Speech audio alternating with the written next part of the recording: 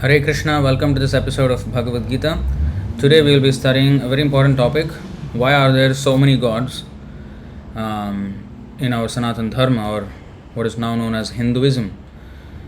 So we will be studying the verses 20 to 23 from the chapter 7 of Bhagavad Gita.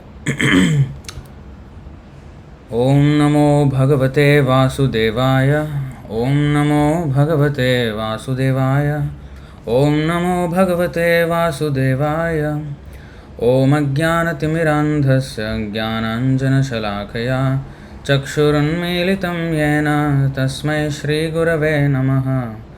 Shri Chaitanya Manobhishtam Sthapitam Yena Bhutale Swayam Rupah Kadamahyam Dadati Swapadantikam Vandeham Shri Guru Shri Yutapadakamalam Shri Gurun Vaishnavamscha Shri Rupam Sagrajatam Sahagana Raghunathanvitam Tam Sajivam Sadvaitam Savadhutam Parijana Sahitam Krishna Chaitanya Devam Shri Radha Krishna Padan Sahagana Lalita Shri Vishakhanvitamscha He Krishna Karuna Sindho Dīnabandho Jagatpate Gopesha Gopika Kanta Radha Kanta Namostute Tapta Kanchana Gaurangi Radhe Vrindavaneshwari Vrishabhanu Sute Devi Pranamami Haripriye Vancha Kalpatarubhyascha Kripa Sindhubhya Evacha Patitanam Pavanebhyo Vaishnavebhyo Namo Namaha Namo Vishnupadaya Krishna Presthaya Bhutale Srimate Bhaktivedanta Swaminiti Namine Namaste Saraswati Deve Gauravani Pracharine Nirvishesha Sunyavadi Paschatya Deshatarine Jai Shri Krishna Chaitanya Prabhu Nityananda Shri Advaita Gadadhar Shri Vasadi Gaura Bhakta Vrinda Hare Krishna Krishna Krishna Hare Hare Hare Rama Rama Rama Hare Hare. Chapter 7, texts 20 through 23.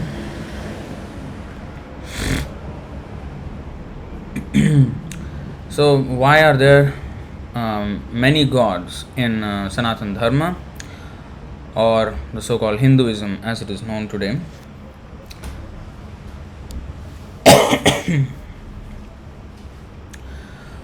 720 Kamaistaistair hritagnyana prapadyantenya devataah tam tam niyamamasthaaya prakrityah niyataah svayam.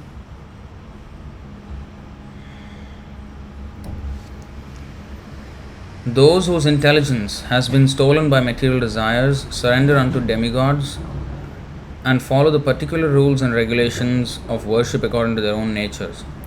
Kamai, by desires, taihe, various. Hrita, deprived of jnana, knowledge. Hrita jnana means deprived of knowledge. So those who do not have knowledge, they do this demigod worship. Those who are not educated. The illiterates in Vedic knowledge, real conclusion of Vedic knowledge, because there are other people who are called Vedavadarataha. They are seeming scholars of Vedas, but actually they are illiterates. So there is another aspect of it. But those who actually understand the purpose of the Vedas, they do not worship the demigods. So taistai hrita jnana prapadyante, surrender, anya devata, to other demigods. Anya devata means other than him, Krishna is saying. So because in the previous verse he clearly said, if you see, Bahunam Janmanam Ante Jnanavan Mam Prapadyate Vasudeva Sarvamiti Sam Mahatma Sudurlama. So whoever surrendered to me, he is Jnanavan. But who has surrendered to Prapadyante Anya Devata, other than me, he is Hritagnyana. He doesn't have intelligence, he doesn't have knowledge. And he is full of kamais, taistai, various desires, material desires.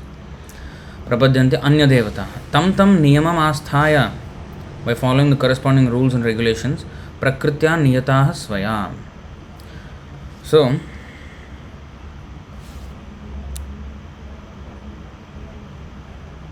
Those whose intelligence has been stolen by material desires surrender unto demigods and follow the particular rules and regulations of worship according to their own natures. Sharp contrast. So he explained what is Mahatma, and then he is explaining what are not Mahatmas. There are two classes of not Mahatmas, who are karmis and who are jnanis also. Of course, yogis also. But at least jnanis or yogis, they are trying to achieve the Supreme Brahman. But until they take the shelter of the lotus feet of Krishna, that means lotus feet means it has to be the personal form. Personal form has lotus feet. So unless they take the shelter of lotus feet of Krishna, they will not be able to sustain their so-called realizations. So, those whose intelligence has been stolen by material desires surrender unto demigods and follow the particular rules and regulations of worship according to their own natures.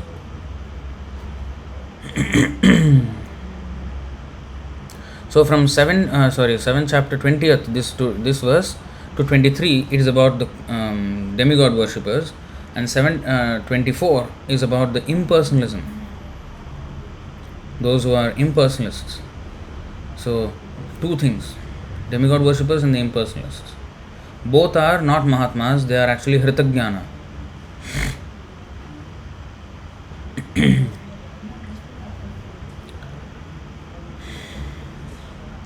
So purport: those who are freed from all material contaminations surrender unto the Supreme Lord and engage in His devotional service.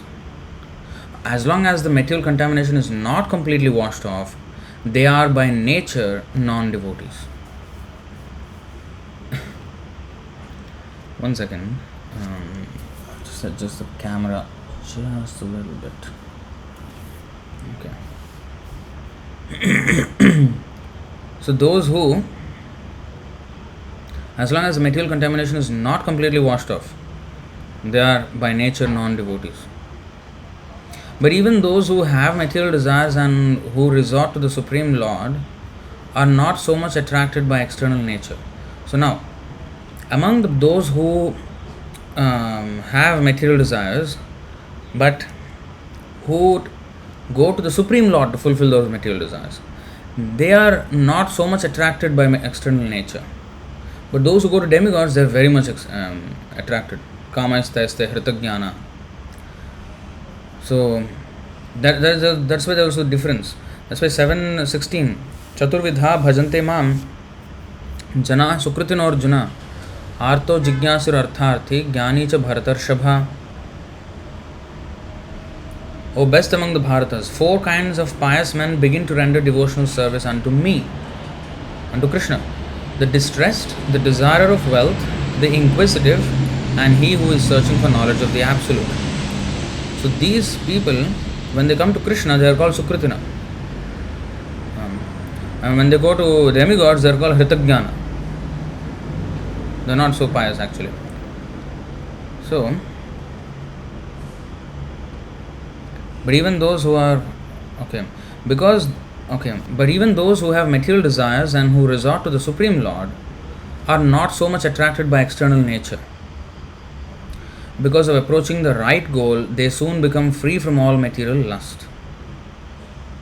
In the Srimad Bhagavatam, it is recommended that whether one is a pure devotee and is free from all material desires, or is full of material desires, or desires liberation from material contamination, he should in all cases surrender to Vasudeva and worship him. As stated in Srimad Bhagavatam 2.3.10, Akamaha sarva kamo va mokshakama udaradhihi tivrena bhakti yogena yajeta purusham param. Less intelligent people who have lost their spiritual sense take shelter of demigods. Okay, let's go to this exact translation. See, akamaha means those who have no kama, they are devotees. Akama. And next class is sarvakama, one who has the sum total of material desires, who has all kinds of material desires. Second class of person. Va, either mokshakama, one who desires liberation. So one who desires liberation is not akama. He may not have any material desire per se, in this material world, but he has a desire to become liberated from this material world, and that is also a desire. So akama means he doesn't even have that desire to get liberated. Just want to be a servant of Krishna. That's it. So he has no personal interest, nothing to be gained. So udara dhihi. Udara means broad. Dhihi means intelligence. With broader intelligence. Tivrena, with great force, with great intensity. Tivrena. Tivra means great intensity. Great force. Bhakti yogena, by devotional service to the Lord. Yajeta purusham param. A person who has broader intelligence. Now, one who is hritagnyana, today's verse, one who does not have that much knowledge, he's not, that means, if how we get broad intelligence? When we have very superior knowledge. If we have inferior knowledge, when we have very narrow intelligence. So, hritagnyana, they don't have much knowledge. The knowledge is stolen because of their excessive material desires, these demigod worshippers. So kama is tair hritagnyana prapadyante anya devata. So such people are not udaradhi, alpamedhasa. Tad bhavati alpamedhasam. Antavattu phalam tesham tad bhavati alpamedhasam. Devan devayajo yanti madbhakta yanti mamapi. So we will go to that verse. So alpamedhasa means not very much brain substance they have. Now this sounds very what to say, insulting. But here in our Shastra is not there to pamper us. No, it is to tell us the truth. Of course, Shastra does pamper. Like Krishna, people are not wanting to surrender to Krishna. They want material desire. So Krishna gives them, okay, you want material desire, I will pamper you with material desire. You do this, you do demigod worship. So there is a kind of pampering actually, in a way. But when it comes to the nivritti marga, so that is pravritti marga, where one is encouraged to do regulated sense gratification, regulated. But nivritti marga completely condemns sense gratification, even regulated one. Just like tobacco, unlicensed, is harmful to health. Licensed tobacco, still harmful to health. What is the difference, licensed and unlicensed then? Well, it is just so-called legal, that's all. So to restrict the smoker, okay, the cost is higher, and then there is fine if I do illegal tobacco. That's all. But otherwise, same. Yeah. So both are harmful. Tobacco is harmful, whether licensed or unlicensed. Alcohol is harmful, whether licensed or unlicensed. The liver cirrhosis we will get, whether licensed alcohol or unlicensed. It is just that to restrict the intake of alcohol, there is some licensing, and of course taxes can be collected by the government. But the whole point is to restrict, because not good. So similarly, licensed or unlicensed, pravritti marga of course promotes licensed sense gratification because it is better than unlicensed or wanton sense gratification. Now sex life with every and any woman, that is animal life. But with one woman, marriage, that is alright. Okay, that is still part of that is a regulation. But that does not mean the dangers or the pains or the troubles that come with sex life are vanished just because it is licensed. No. Family life is full of troubles. It is still a lot of trouble. But at least it is licensed. So there is some rules and regulations of following. So nivritti marga completely condemns both. Because what is the point?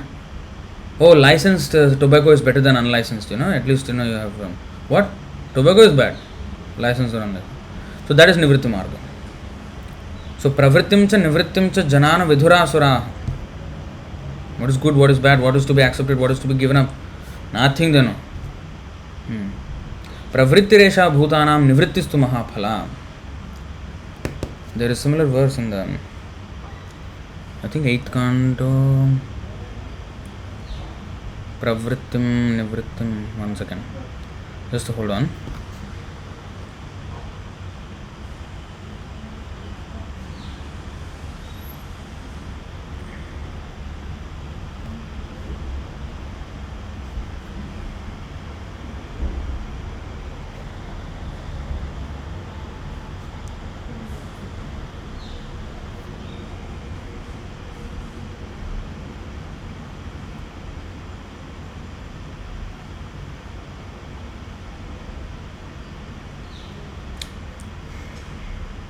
Not this.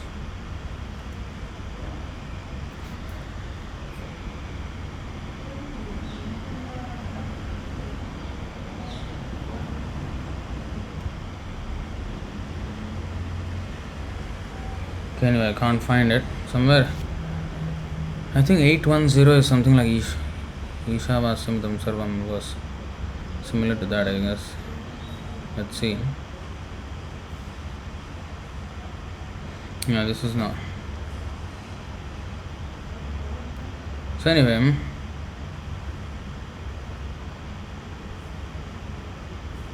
no man, I can't find it. Maybe if somebody finds it, please show. Pravrittiresha bhutanam nivrittistu mahaphala. So anyway, the tendency in this material world is to engage in sense gratification. So when some licensed sense gratification is proposed in the Vedas, it is definitely better than unlicensed, in the sense that, instead of doing wanton sense gratification, but there is pain involved. Nivritta Marg completely condemns it. So sometimes, therefore, the statements of the Shastra, especially scriptures like Bhagavatam and Bhagavad Gita, they can be quite heavy for them, quite direct and quite sharp for the sense gratifier of this material world. So sometimes it may hurt the sentiments, but we are not here to appease the sentiments of materialists who are lost. Oh, you are getting lost. Get lost. Hare Krishna. Get lost. We are not like that. No, you are getting lost. Stop it. This is our preaching is like this. Kastam swayam tad abhigno vipaschid avidyayamantare vartamanam drishtva punastam sagranah kubuddhim prayojayed utpathagam yathandham.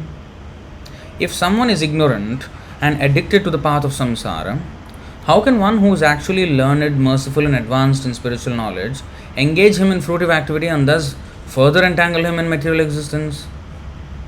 If a blind man is walking down the wrong path, how can a gentleman allow him to continue on his way to danger? How can he approve this method? No wise or kind man can allow this. So if one is actually kind, then we have to stop him. And if somehow or other grab his attention, if the words are harsh words and that catches attention, so be it. But we are not lying. We are not just scolding him, cursing him. So we are just presenting the truth. Here's another verse. 2 verses. You see this. It's important actually, but 3 verses I will show you. 6, 9, 49. Naveda kripana shreya atmano gunavastu drik tasya tanichhato yached yadisopi tatha vidha. Those who think material assets to be everything or to be the ultimate goal of life are called misers, kripanas. They do not know the ultimate necessity of the soul. Moreover, if one awards that which is desired by such fools, he must also be considered foolish.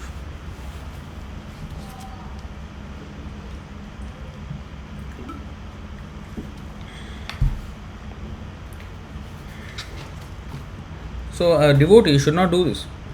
Should not award something which they are asking for. Like one of the so-called motivational speakers of our Hare Krishna movement. He is promoting. Yes, please go ahead. Become successful in life. Achieve. You can do it, and nonsense. So this foolish. Next verse. Swayam nishreyasam vidvan navakyajnaya karmahi naratiroginopathyam vanchatopi bhishaktamah. A pure devotee who is fully accomplished in the science of devotional service will never instruct a foolish person to engage in fruitive activities for material enjoyment, not to speak of helping him in such activities. He will never instruct what to speak of helping him. Such a devotee is like an experienced physician who never encourages a patient to eat food injurious to his health, even if the patient desires it. So this is how a devotee operates. And when Vyasadeva actually wrote all this Vedic literature promoting, this Karma Kanda section, Narada Muni chastised him. You see,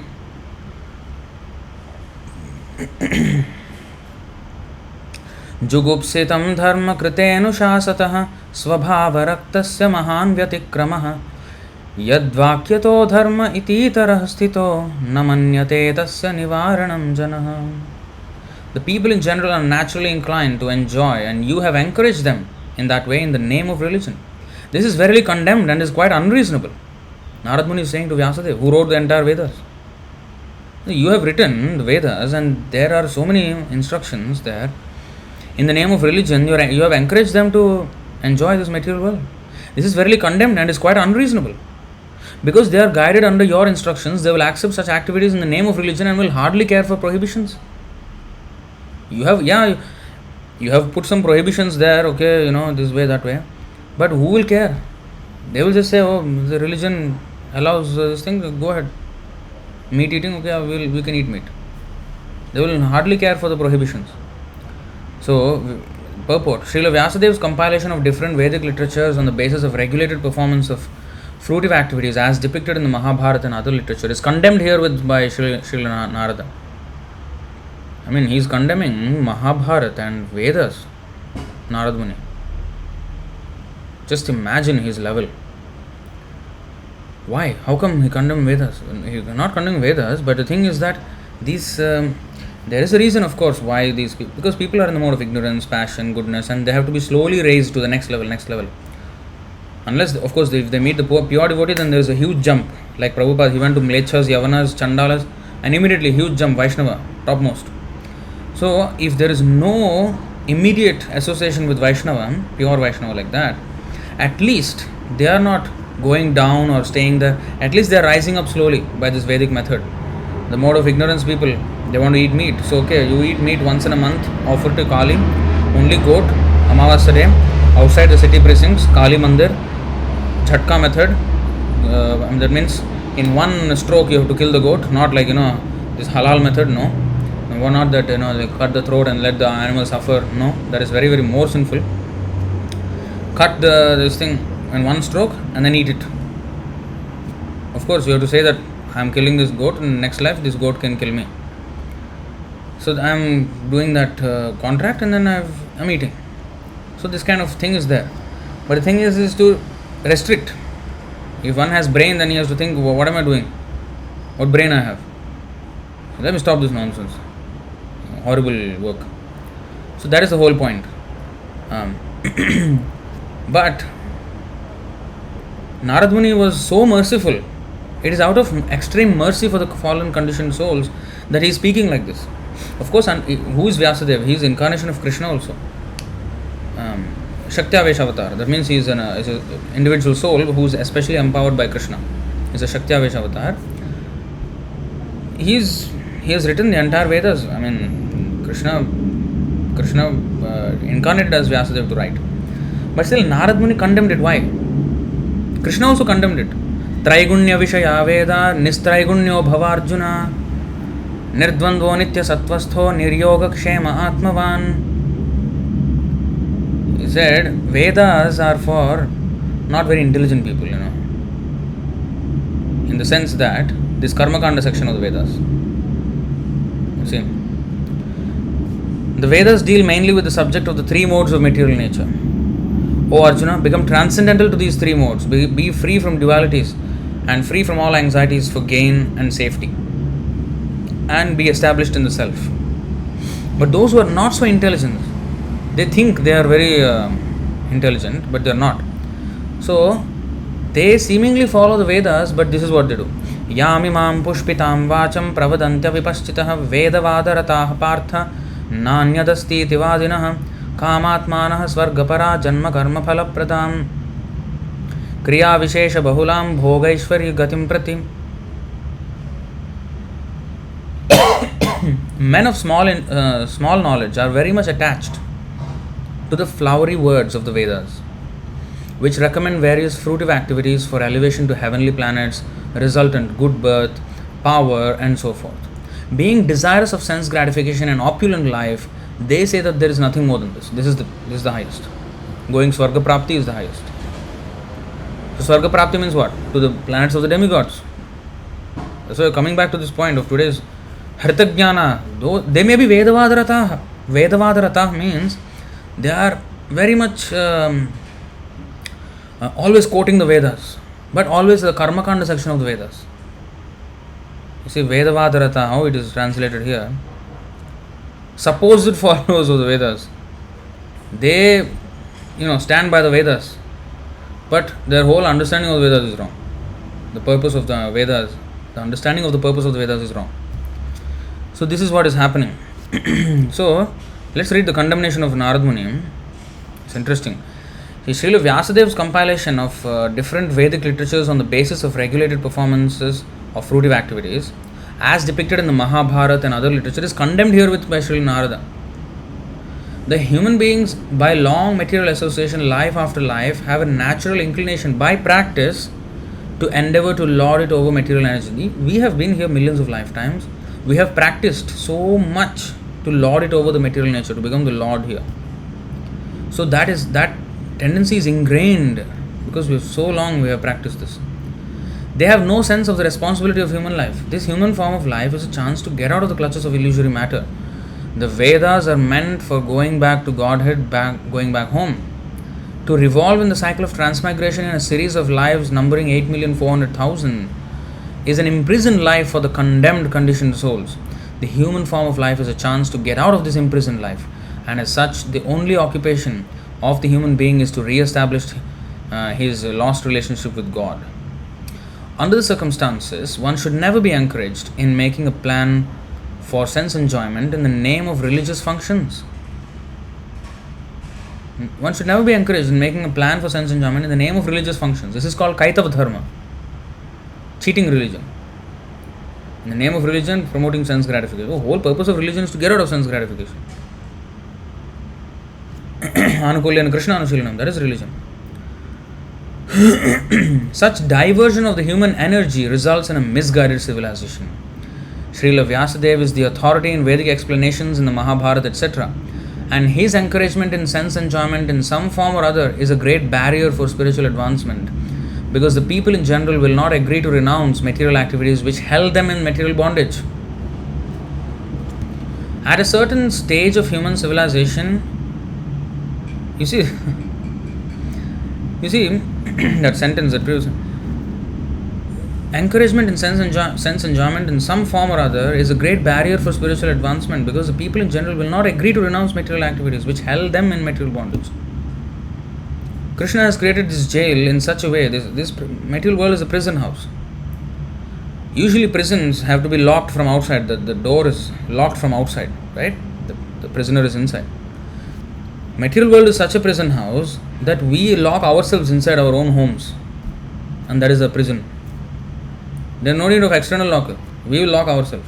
That kind of madness we are in. We are in madness. Brahma says that. Right? In fact, we want best locks, so that nobody can come inside to help. Of course, we say thieves, but we are also ourselves thieves. In the name of protecting ourselves from thief, we ourselves are thieves first of all. And we lock our doors, we lock our houses with extraordinary security. Tāvad rāgādaya hastena stāvad kāragraham graham tāvan mohongri nigado yavat krishnanate janah. My dear Lord Krishna, until people become your devotees, their material attachments and desires remain thieves.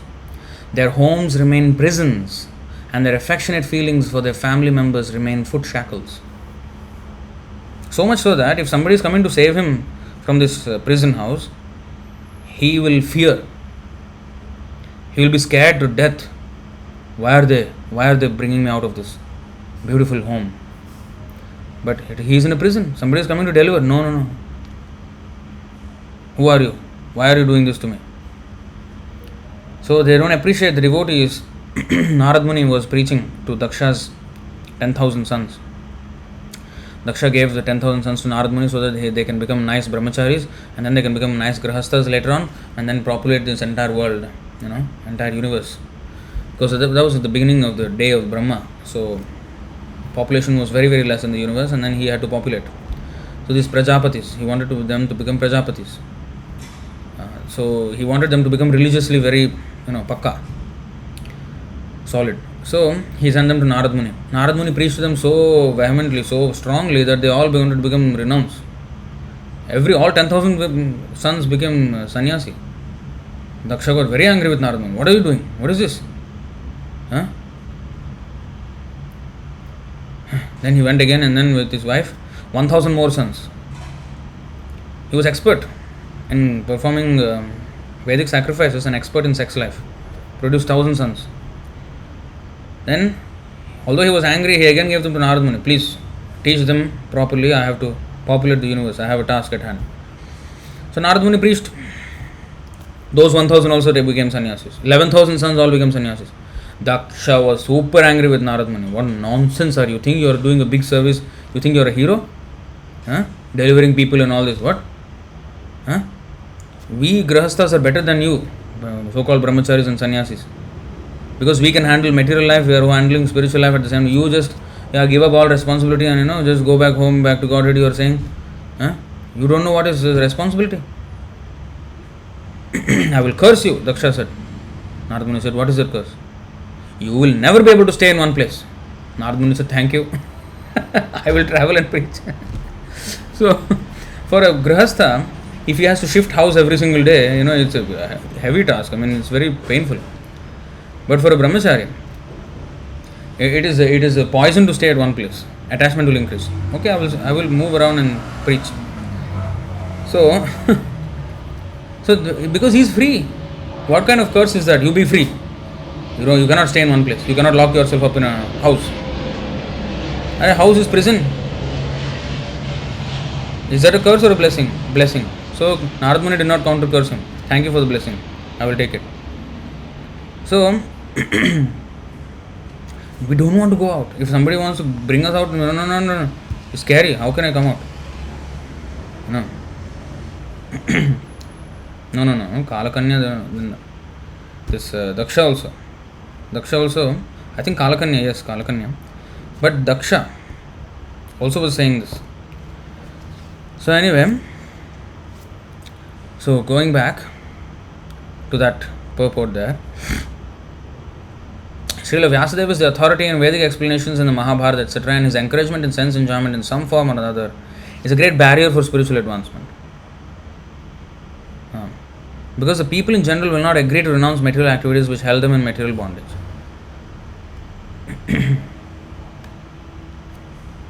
Oh, was it after? Subal Prabhu was saying, and this was after he got punished by Lord Shiva. Wow. Still he did not learn his lesson of not offending Vaishnavas. Oh, really? I did not remember that. Okay.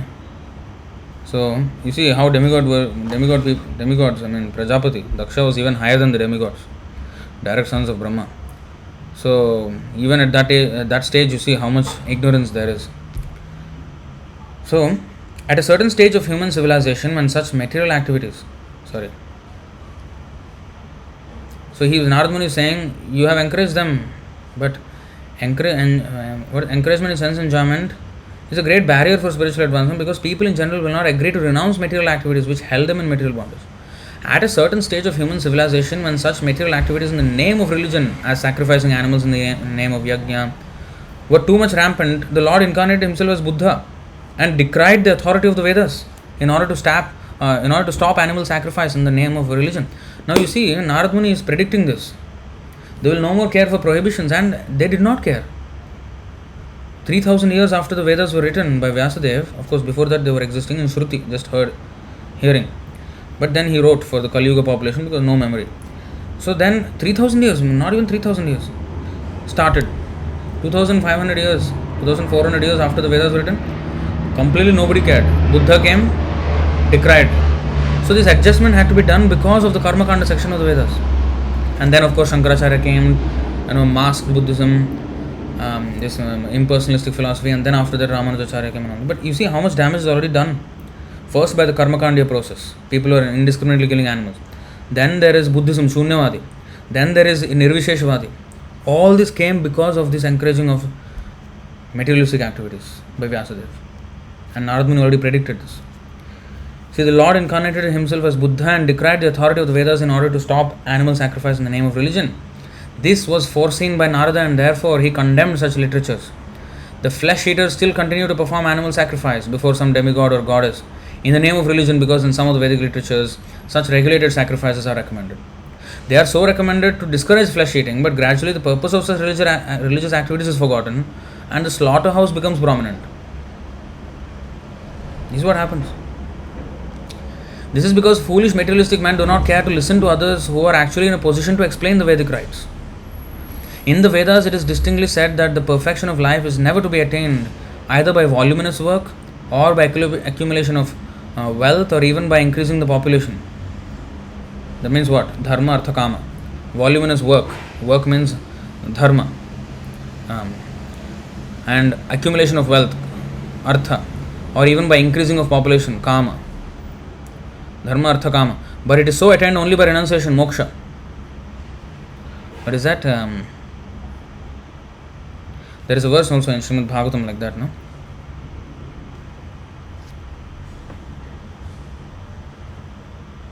Prabhu was showing about a few weeks ago.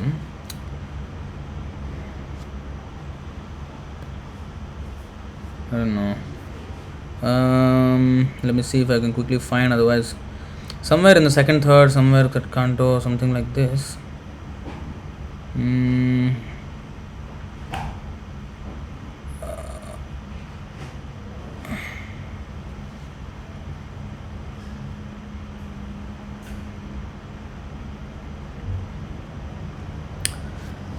No, I do not know. I want to spend much time in this. Wait, let me just see.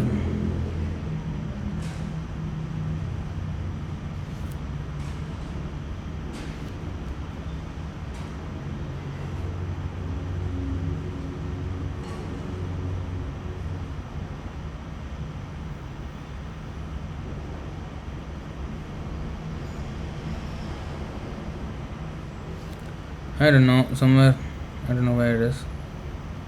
Liberation is the main thing that is. But anyway, let's go back to the. I don't have much time. You see? Perfection of life is attained by renunciation, not by this dharma, artha, kama. The materialistic men do not care to listen to such injunctions. According to them, the so-called renounced order of life is meant for those who are unable to earn their livelihood because of some corporeal defects. Corporeal means bodily defects. They are disabled or something. For them, they cannot earn a living, so they can take to sannyas. Disabled, unable people, and they can take to sannyas because they have no means of earning. In fact, when we were, when we were distributing books in the street, we were, young, in our 20s, and then we were distributing books, and we were like 22, 23, and they were like, people were like coming. Some people were asking, what is this? Why are you so young and you're doing this kind of work? Now you have energy, you should work, you should be more productive and contribute to the economy. What is this you are doing? And then living off other people's, donations and all this. I said, sir, I don't need your money. Okay, I don't need your money. I'm teaching you something, you take it. Okay. You are asking me to give up my thing, and they said, when you are older, that when you retire, that time you can take. No, now you are young, you should be, fully working, productive. I said, sir, I am the most productive here. You are being unproductive with your life. And what is the guarantee that I will stay until my so-called retirement, 60 plus years old? What if I die before that? And now you are going to get closer to your 60s. Are you going to take up this? So why don't you buy a book since you are getting close to 60 or you are already 60 plus? You take the book. You do this work. I will go and work. Okay? You stand here and distribute the books. Can you do? You cannot do. So please don't talk. So we told him like that. So many people, when people come with this nonsense. The materialistic men do not care to listen to such injunctions. According to them, the so-called renounced order of life is meant for those who are unable to earn their livelihood because of some corporeal defects, or for persons who have failed to achieve prosperity in family life. Somebody who family life failure, pity, that becomes sannyas. Yeah, Vrajakishore Prabhu was saying, some of them come and show pity on us. They don't understand that we are also pitying them for their miserable condition. Actually, They say your life is very difficult. Like, very difficult. I said your life is very difficult. How can you live in this material world like this, working from day and night without any aim in life? Like what, you don't even know what you're doing, just earning money and eating and sleeping, maintaining families. Well, dogs also do this. And there's almost no difference between you and the dog. And what are you working for? And at the end of life, what are you going to gain from all this? You don't even know where you are, whereabouts. So how can you live this kind of life? Your life is difficult. My life is very easy. So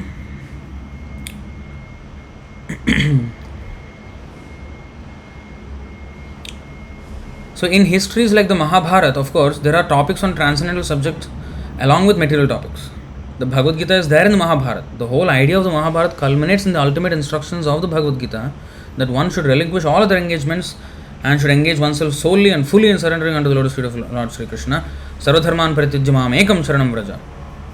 But men with materialistic tendencies are more attracted to the politics, economics and philanthropic activities mentioned in the Mahabharata than to the principal topic, namely the Bhagavad Gita. This compromising spirit of Vyasadeva is directly condemned by Narada, who advises him to directly proclaim that the prime necessity of human life is to realize one's eternal relation with the Lord and thus surrender unto him without delay. A patient suffering from a particular type of malady is almost always inclined to accept eatables which are forbidden for him. The expert physician does not make any compromise with the patient by allowing him to take partially what he should not at all take. In the Bhagavad Gita, it is also said that a man attached to fruitive work should not be discouraged from his occupation, for gradually he may be elevated to the position of self-realization. This is sometimes applicable for those who are only dry empiric philosophers without spiritual realization, but those who are in the devotional line need not be always so advised.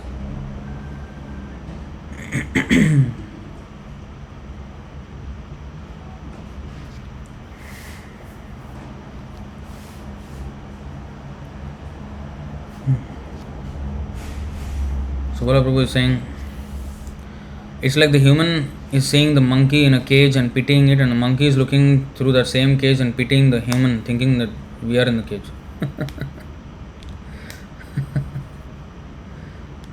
Yeah, that's a good one. Yeah.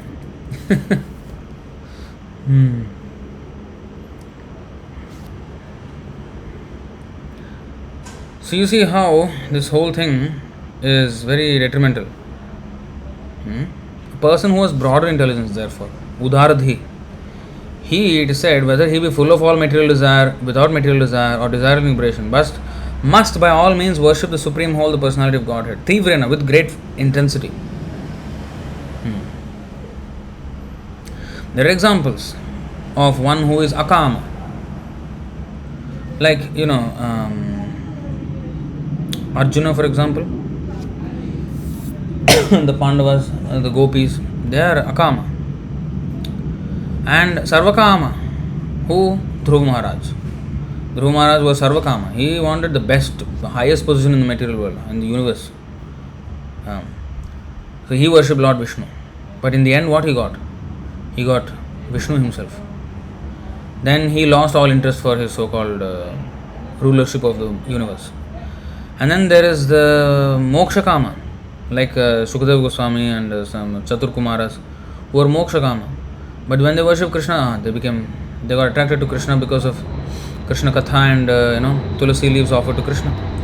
They became purified. You see?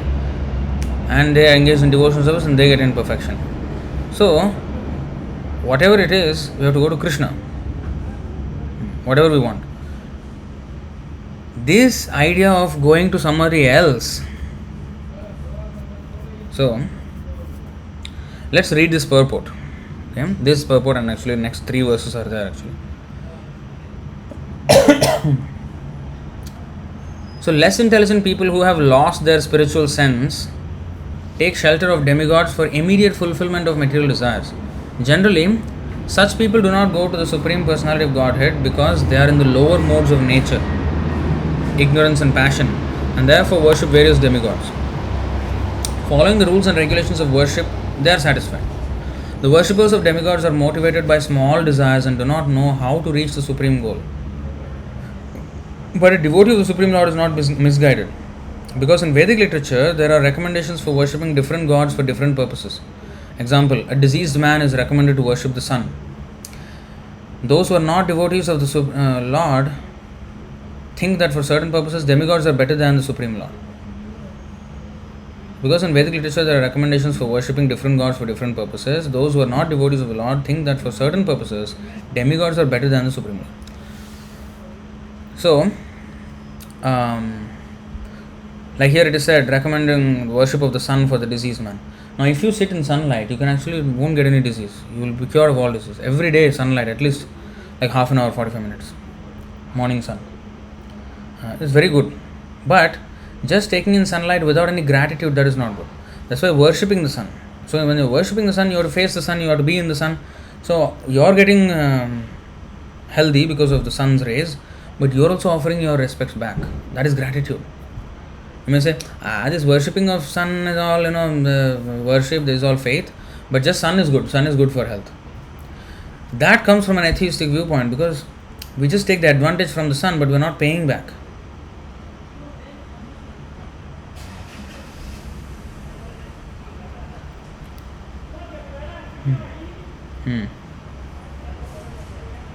Okay, so this is also good. 3:15:48.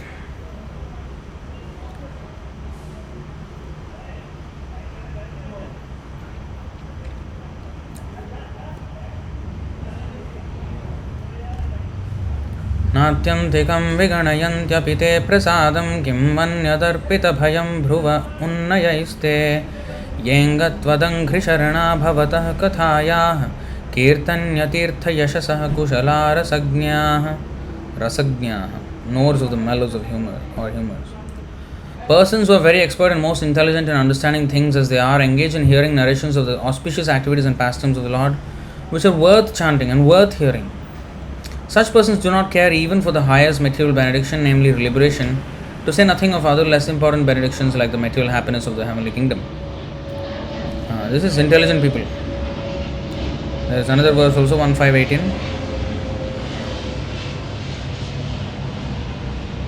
1.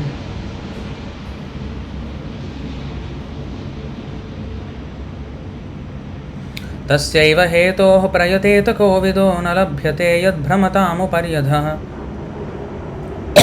तल्लभ्यते दुःखवदन्यतः सुखं कालेन सर्वत्र गभीररंहसा. Persons who are actually intelligent and philosophically inclined should endeavor only for that purposeful end which is not obtainable even by wandering from the topmost planet Brahmaloka down to the lowest planet Patala. As far as happiness derived from sense enjoyment is concerned, it can be obtained automatically in course of time, just as in course of time we obtain miseries even though we do not desire them. So, so those who are actually intelligent, they should not go after anything that is obtainable from anywhere in this material world. In other words, they have to become devotees. They become devotees. So,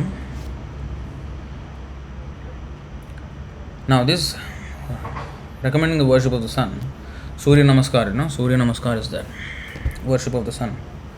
So in that you have to face the sun and do the Namaskar. So in that you are getting the benefit from the sun and you are also offering back. That is a proper transaction. If I take something and I don't give back, then I am a stena, thief.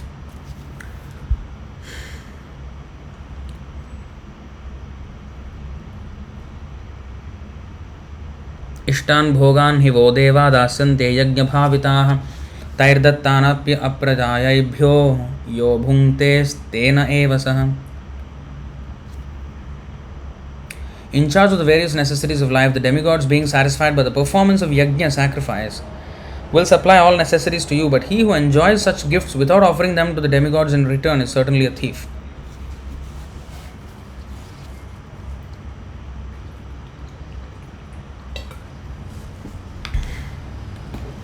But of course, for devotees, they can just go under the sun, under the sun, and if they chant Hare Krishna, that's all right.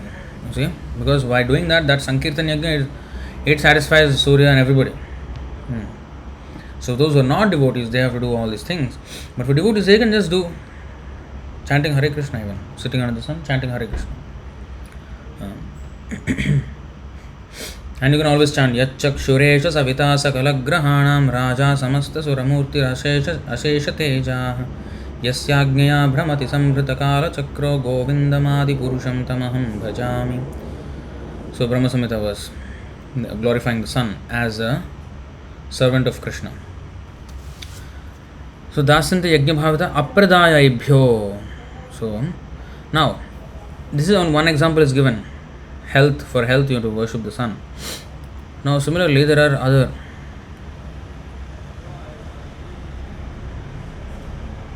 2 to 7.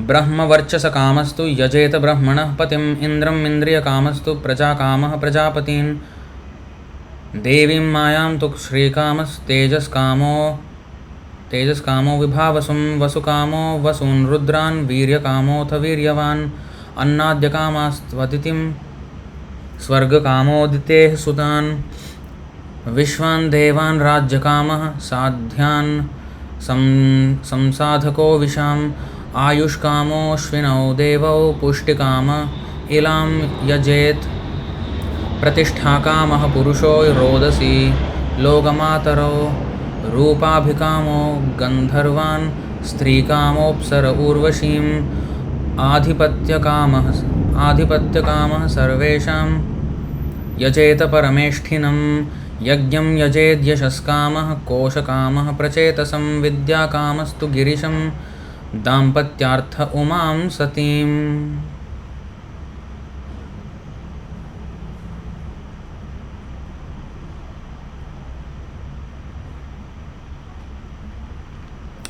One who desires to be absorbed in the impersonal Brahmajyoti effulgence should worship the master of the Vedas, Lord Brahma, or Brihaspati, the learned priest.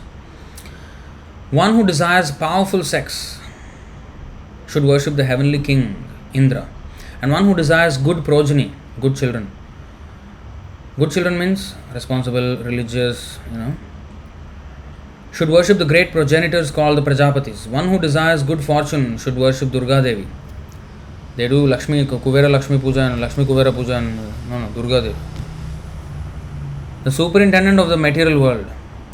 One desiring to be very powerful should worship fire. And one who aspires only after money should worship the Vasus. Not Ashtalakshmi and Kuvera Lakshmi Puja. Whoever has some money, bribe them. Kuvera has some money, bribe him. Lakshmi has some money, bribe her. And put them together and bribe them. You mean Lakshmi will go with the Kuvera? What is this Lakshmi Kuvera Puja? Lakshmi is with Narayan. Why she will come with another man? This is all bogus nonsense. One should worship the Rudra incarnations of Lord Shiva if he wants to be a great hero. One who wants a large stock of grains should worship Aditi. One who desires to attain the heavenly planet should worship the sons of Aditi. One who desires a worldly kingdom should worship Vishwadeva. And one who wants to be popular with the general mass of people should worship the Sadhya demigod. One who desires a long span of life should worship the demigods known as Ashwini Kumaras. And a person desiring a strongly built body should worship the earth. So earth, like for example built, you do all this heavy lifting and all this. So what is that? That is the gravity of the earth. And then you are making use of that, and then you are getting this built body. Or you are lifting yourself by pull up or push up or weights or whatever. And you are getting strongly built body. Now here it is said, instead of just taking advantage of that, we have to worship the earth. There's a process of worshipping. And of course doing all these things. So that is the process, Vedic process. Gratitude always. Back to the demigods who are actually giving it. One who desires stability in his post should worship the horizon and the earth combined. One who desires to be beautiful should worship the beautiful residents of the Gandharva planet. It's not that he will become beautiful this life or next life. And one who desires a good wife should worship the Apsaras and the Urvashi society girls of the heavenly kingdom. One who desires domination over others should worship Lord Brahma and the head of the universe. One who desires tangible fame should worship the personality of Godhead, and one who desires a good bank balance should worship the demigod Varuna. Varuna, Vasus, Durga Devi, if you want Upling, but never mention Lakshmi or Kuvera. But these people are doing Lakshmi Kuvera Puja. If one desires to be a greatly learned man, he should worship Lord Shiva. And if one desires a good marital relation, he should worship the chaste goddess Uma, the wife of Lord Shiva. And if he does not get a good marital relation, he will get a good martial relation. Martial arts, fighting, husband wife fighting, martial marital relation. So in this way, one has to worship the demigods, different demigods for different reasons. And there is even further information.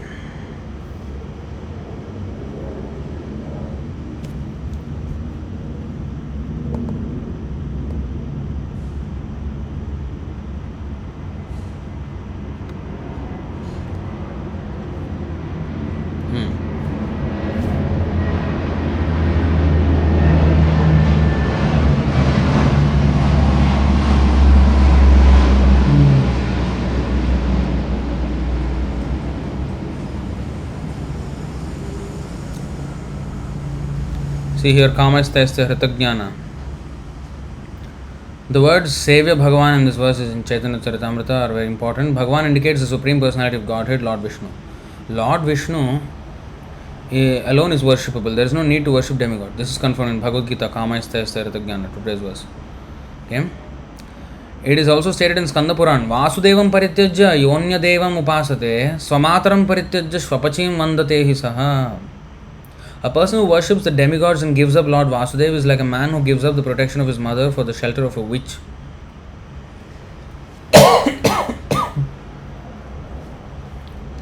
Not my words, Skanda Puran.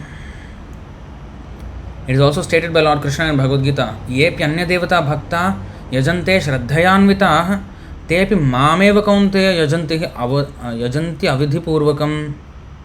Those who are devotees of other gods and who worship them with faith actually worship only me, O son of Kunti, but they do so in a wrong way. They are doing so in a wrong way. You see? So worshipping of the demigods, people may happy, oh, you see, worshipping them is actually worshipping me. Oh, so that means worshipping demigods, worshipping Krishna is the same. No. Avidhi purvakam. Then demigods are also living entities. Watering the root, that verse is there. 4:31:14 and 8:5:49. So just like we water the root of the tree, the whole tree gets satisfied. Put food in the stomach, the whole body gets satisfied. Similarly, if we worship Vishnu, who is the root of all existences, all the demigods will be satisfied. Not only demigods, all living entities will be satisfied. But if we worship or water one branch of a tree, we can't water the entire tree or nourish the entire tree like that. See? And it's a very inefficient way of doing it. It's avidhi purvakam. It is a wrong way of doing it. So antavattu phalam tesham 7:23. We are going to come there. Antavattu phalam tesham tattvavit alpamedhasam devan devayajo yanti madbhakta yanti mamapi. Men of small intelligence worship the demigods and their fruits are limited and temporary. Those who worship the demigods go to the planets of the demigods. Devan devayajo yanti. Yanti means to go. But my devotees ultimately reach my supreme planet. So there's a difference in destination. Then we have Yastu Narayanam Devam Brahma Rudradidaivataihi Samatvenaiva Viksheta Sa Pashandhi Bhaved Dhruvam. Whoever thinks Lord Vishnu and the demigods are on the same level is to be immediately considered a rogue as far as spiritual understanding is concerned. Now, here you see, in material consciousness, one who engages in full devotional service, unfailing in all circumstances, Sagunan Samatitya Etan Brahma Bhuyaya Kalpate. Who is Brahma Bhuyaya Kalpate? Mam cha yovya bhicharena bhakti yogena sevate. One who does unflinching devotional service to me, Krishna says, Sagunan Samatitya Etan. Gunan means these three modes. Samatitya, Sama, Atitya. Atitya means to exceed, go over, rise above. Brahma Bhuyaya Kalpate. One who engages in full devotional service, unfailing in all circumstances, at once transcends. Because Krishna said to Arjuna, Nistraigunyo Bhava Arjuna, rise above the three modes. How? Mam chayo vibhicharena bhakti yogena sevate sagunan samatitya etan. So, one who does that is above the three modes. You go to Shuddha Sattva or Vasudeva Sthiti, pure goodness. Now, and thus comes to the level of Brahman. In the material consciousness, however, those who are not in this category of devotional service, even one who is situated in the mode of goodness is susceptible to pollution by the modes of passion and ignorance. When the mode of goodness is mixed with the mode of passion, one worships the sun god. Vivasvan. When the mode of goodness is mixed with the mode of ignorance, one worships Ganapati or Ganesh. Goodness, ignorance mix. When the mode of passion is mixed with the mode of ignorance, one worships Durga or Kali, the external potency, passion and ignorance. When one is simply in the mode of ignorance, one becomes a devotee of Lord Shiva, because Lord Shiva is the predominating deity of the mode of ignorance within this material world. However, when one is completely free from the influence of all the modes of material nature, one becomes a pure Vaishnava on the devotional platform. Anyabhilashita shunyam jnana karmadhyanavritam anukulyena krishnanushilanam bhakti uttama Rupa Goswami and Bhakti Rasamrita Sindhu.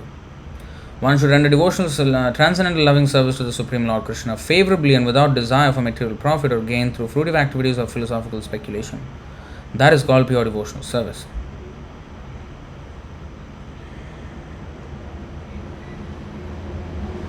So that is that.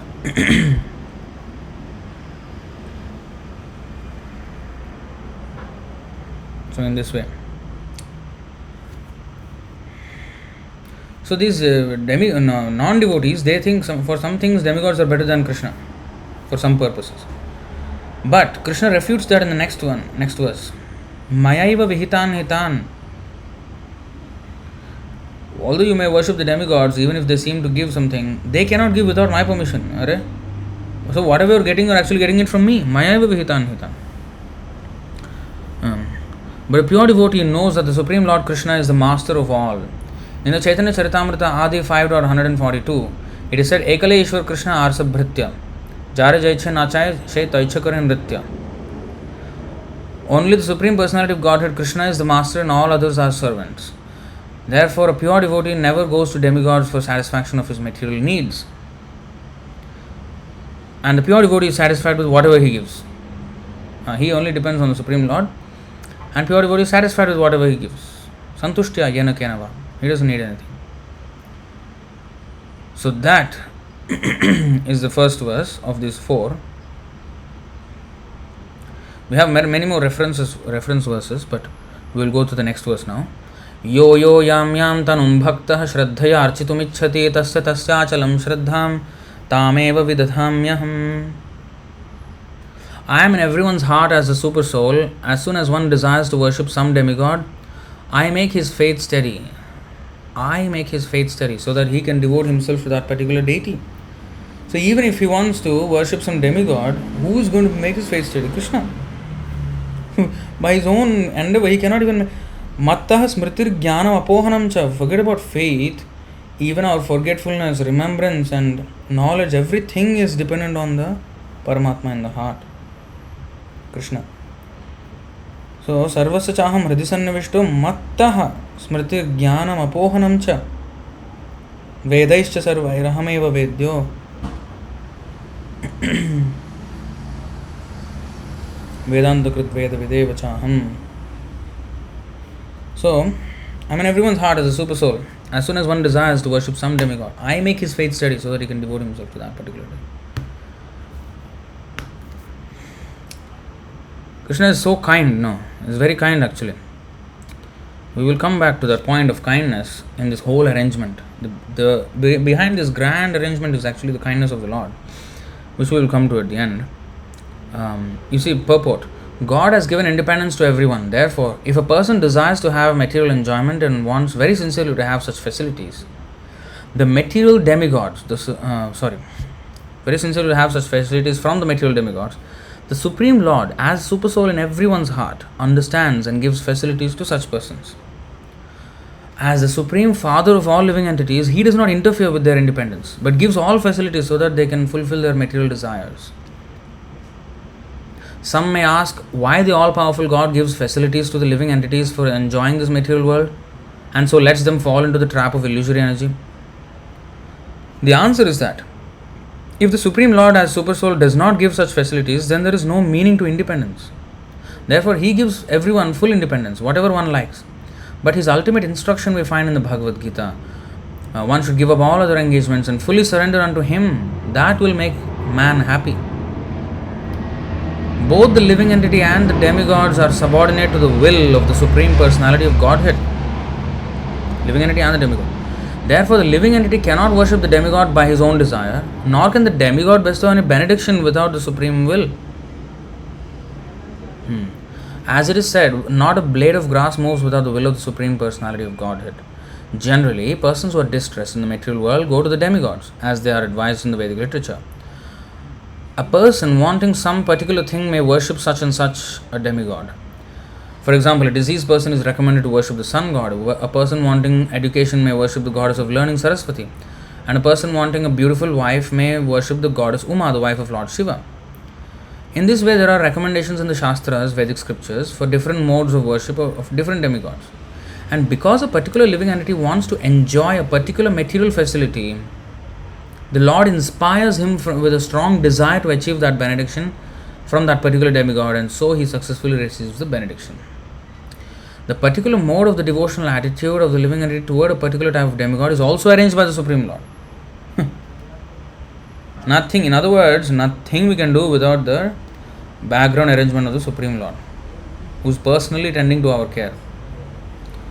The demigods cannot infuse the living entities with such an affinity. You see, the particular mode of the devotional attitude of the living entity toward a particular demigod, particular type of demigod, is also arranged by the Supreme Lord. The demigods cannot infuse the living entities with such an affinity. But because He is the Supreme Lord or the Super Soul who is present in the hearts of all living entities, Krishna gives impetus to man to worship certain demigods. The demigods are actually different parts of the universal body of the Supreme Lord. Therefore, they have no independence. This is important. They have no independence because they are different parts of the universal body. In the Vedic literature, it is stated the Supreme Personality of Godhead as Super Soul is also present within the heart of the demigod. Therefore, He arranges through the demigod to fulfill the desire of the devotee. But both the demigod and the living entity are dependent on the Supreme Will. They are not independent.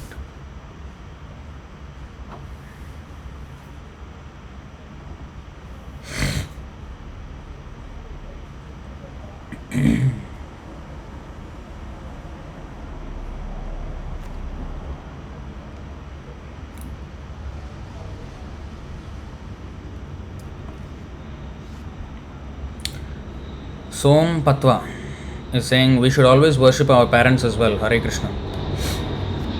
Here, just to digress a bit, Krishna said something like that. Devadvija Guru Prajna Pujanam Shauchamarjavam Brahmacharyam Mahimsa Cha Shariram Tapa Uchyate. Austerity of the body consists in worship of the Supreme Lord, the Brahmana, spiritual master, and superiors like the father and mother, and in cleanliness, simplicity, celibacy, and non-violence. But, there is a big but. Prahlad Maharaj did not worship his father because his father was a demon. Not that parents are always right. No, they are not. If they are devotees, yes, they are right. And devotees also proper devotees. Sometimes, like Raghunath Das Goswami's parents were devotees. But they wanted him, Raghunath Das Goswami, to become a materialist and be a devotee and serve Vaishnavas with the wealth and all that. Raghunath Das Goswami did not follow their instruction. He ran away always from the home and eventually joined. And likewise, Shankaracharya himself, wanted to take sannyas at the age of, I think, 8. Mother was, not wanting to, allow. And then, he manifested one crocodile, and as he was being, attacked by the crocodile or something, I think, that kind of thing, in the water. Then he was going to die. Then he asked mother, please give my last wish. Please allow me to take sannyas. Okay, I'll allow. So, okay, then he took sannyas. She allowed. So, he immediately, removed the illusion of the crocodile and then came out of the water and took sannyas and went. So, they'll do this. There are many instances like that. So what about that? So our real father, our real parent is Krishna. Pitahamasya jagato mata dhata pitamaha Vedyam pavitram omkara riksamaya jurevacha. I am the father of this universe, the mother, the support, and the grandsire. So if you want to respect your parents, worship your parents, worship Krishna. Krishna is our real parent. This parent will be of this life. What about the previous life? Different parent. What about, are you worshipping them? No. Next parent, next life parents. When you go next life, this life parents will forget. You can't. These are all temporary relationships. We should respect. We're not saying no. But what is the duty of a parent? To bring the child in Krishna consciousness. And if they do not know that, then the child can introduce them to Krishna consciousness. But if they don't want to take and create a big ruckus, then they have to be disobeyed. And that is also done by Prahlad Maharaj, great devotee of Narasimhadev. What is the example he set? He disobeyed his father. Father said, you must do not worship Narayan, you must worship me. You must learn all this politics, diplomacy and all these things. You should not learn, you must learn how to, you rule this universe after me.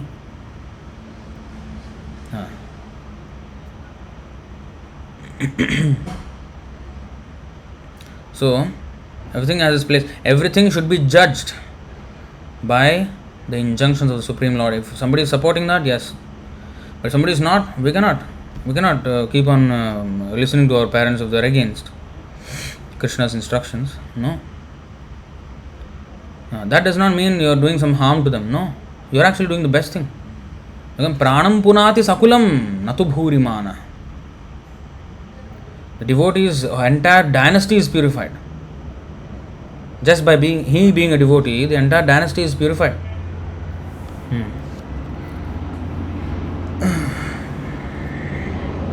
Soham is saying, no, Krishna is not our parent. He is our God. How can he be parent, Prabhu? What are you talking? Krishna says, he is saying, I am the father. You see here. Mataham, pitaham asya jagato, mata dhata pitama. Please read Bhagavad Gita. Okay? Please read. Another place also he said. God means what? What is our relationship with God now? He is Supreme Father and we are His children. That is relationship. You do not understand? That's why you read Bhagavad Gita. You are not reading. This is the problem with Hindus. They think they know everything, suddenly comment on everything. Please don't comment. You read first. First of all, our Vedic culture, Vedas, all this you can understand with, first of all, the primary thing is humility. Don't simply challenge. Sarva yonishu kaunteya aham bija pradah pita. Sarva yonishu kaunteya murtaya sambhavantiya tasam brahma mahadyonir aham bija pradah pita. Bija pradah pita, the seed giving father, he said. It should be understood that all species of life, O son of Kunti, are made possible by birth in this material world, and I am the seed giving father. So you do not know. He is our parent. He is our real parent. Life after life, he is our parent. These parents are illusory parents. Parent of the body. Actually, they have nothing to do with you. You have nothing to do with them. In the reality of, in the ultimate reality. Anyway, coming back to the topic of the verse. So, next, 722. Sataya shraddhaya yuktas tasyaradhanamihate labhate cha tatah kaman mayaiva vihitan hitan. Endowed with such a faith, he endeavors to worship a particular demigod and obtains his desires. But, in actuality, these benefits are bestowed by me alone.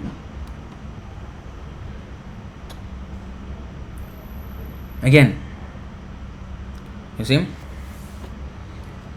endowed with such a faith. Who gave him the faith? Krishna only gave him the faith in the particular demigod. He endeavors to worship a particular demigod and obtains his desires. But in actuality, these benefits are bestowed by me alone. Krishna is saying, Mayaiva vihitan hitan. They are not giving you. I am giving you. They cannot give you anything without my permission. They are powerless, absolutely. So here, purport. The demigods cannot award benedictions to their devotees without the permission of the Supreme Lord. The living entity may forget that everything is the property of the Supreme Lord, but the demigods do not forget. So the worship of demigods and achievement of desired results are due not to the demigods but to the Supreme Personality of Godhead by arrangement. Proxy arrangement. The less intelligent living entity does not know this, and therefore he foolishly goes to the demigods for some benefit. But the pure devotee, when in need of something, prays only to the Supreme Lord. Asking for material benefit, however, is not a sign of a pure devotee. A living entity goes to the demigods usually because he is mad to fulfill his lust. This happens when something undue is desired by the living entity and the Lord himself does not fulfill the desire. If you want to go to the Lord to fulfill some ulterior desire, something which is harmful, he will not fulfill actually. Demigods may easily fulfill. It's like you going to the shop and asking the shopkeeper, give me one cigarette. Suppose you're a small boy, you're maybe a 10-year-old boy, underage and everything. You go to the shopkeeper, in India at least, give me a cigarette. Maybe, I don't know, now they're following rules. When I was there, they did not follow any rules. Anybody can buy a cigarette. You give some money, he will give you a cigarette. But you ask your father, that boy, if he goes and asks his father, Papa, give me a cigarette, he will get tight slap. Not one, I think 10, 20. Instead of one pack of 10 or 20 cigarettes, he will get 20 slaps. Not whip also, whip and cane and everything you will get. So that boy will think, this shopkeeper is better than this, my father here. What is this? My father is just a horrible person. Shopkeeper is without any problem. Nice relation, and he was smiling, he gave me. So that is the difference between, what is that? Demigods and Krishna. Demigods are like the shopkeepers. You give them money, they will give you a cigarette. In other words, you give them dāsyante yajna bhavita, and that 11.2.6, that is also corresponding to the offering. Yajna bhavita means according to the offering. In 3.12 Bhagavad Gita. So they will just return. But Krishna is not like that. Krishna is like Father. He cares for us. We ask something wrong, he will not give us. He will not. Yes. So Satyam Chaudhary is sharing this. Janame janame sab pita mata paye, Krishna Guru nahi mile bhaja hari bhai. So this is the thing. Every life we are getting pita and mata, but Guru Krishna nahi mile bhaja hari bhai. So please worship Guru and Krishna. You can't get that every life. Very, very, very extremely rare.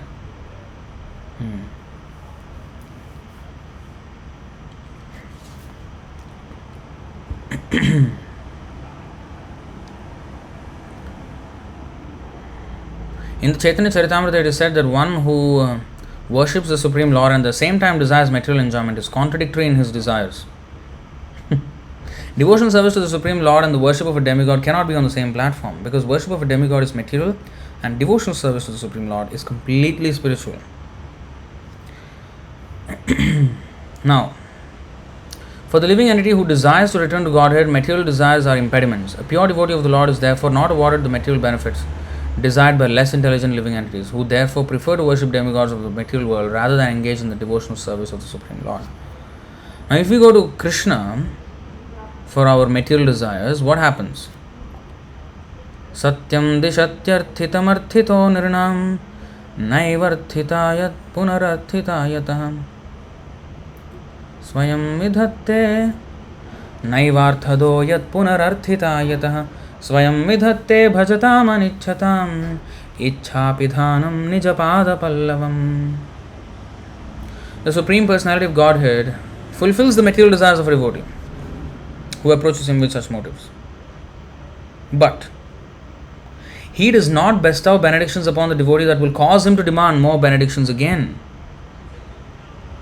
However, the Lord willingly gives the devotee shelter at his own lotus feet, even though such a person does not aspire for it.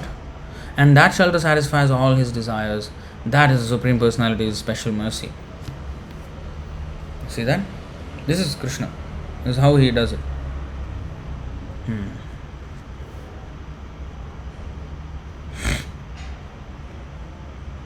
723. Antavattu phalam tesham tadbhavatyalpamethasam devan devayajo yanti madbhakta yanti mamapi. Men of alpamethasam, small intelligence, worship the demigods, and their fruits are limited and temporary. How much of a stark contrast this is with Mahatma Jnanavan Mam Prapadyate Bahunam Janmanamante. That is Mahatma. Vasudeva Sarvamiti. Vasudeva Sarvamiti. Here, not Vasudeva Sarvamiti. And what is that? Not Jnanavan, Hritagyana, Alpamethasa. All kinds of derogatory words were used against him. All derogatory words. So, why? Because that is the position. It's just a fact. It's just a honesty. Honestly telling what is their situation. Those who worship the demigods go to the planets of the demigods, but my devotees ultimately reach my supreme planet. So, purport. Some commentators on the Bhagavad Gita say that one who worships a demigod can reach the Supreme Lord.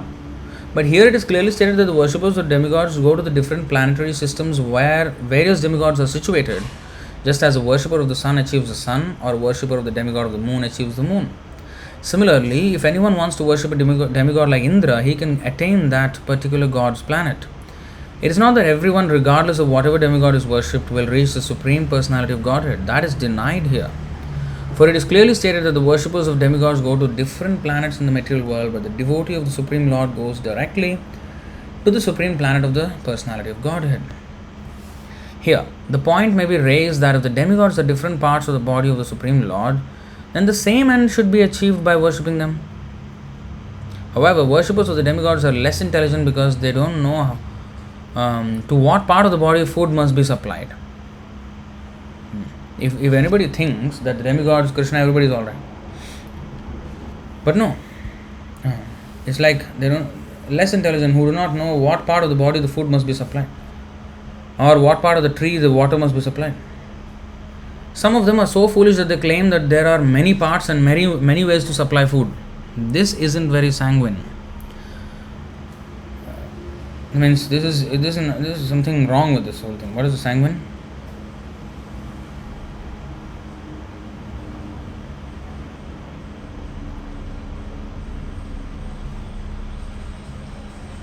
Optimistic, florid, positive.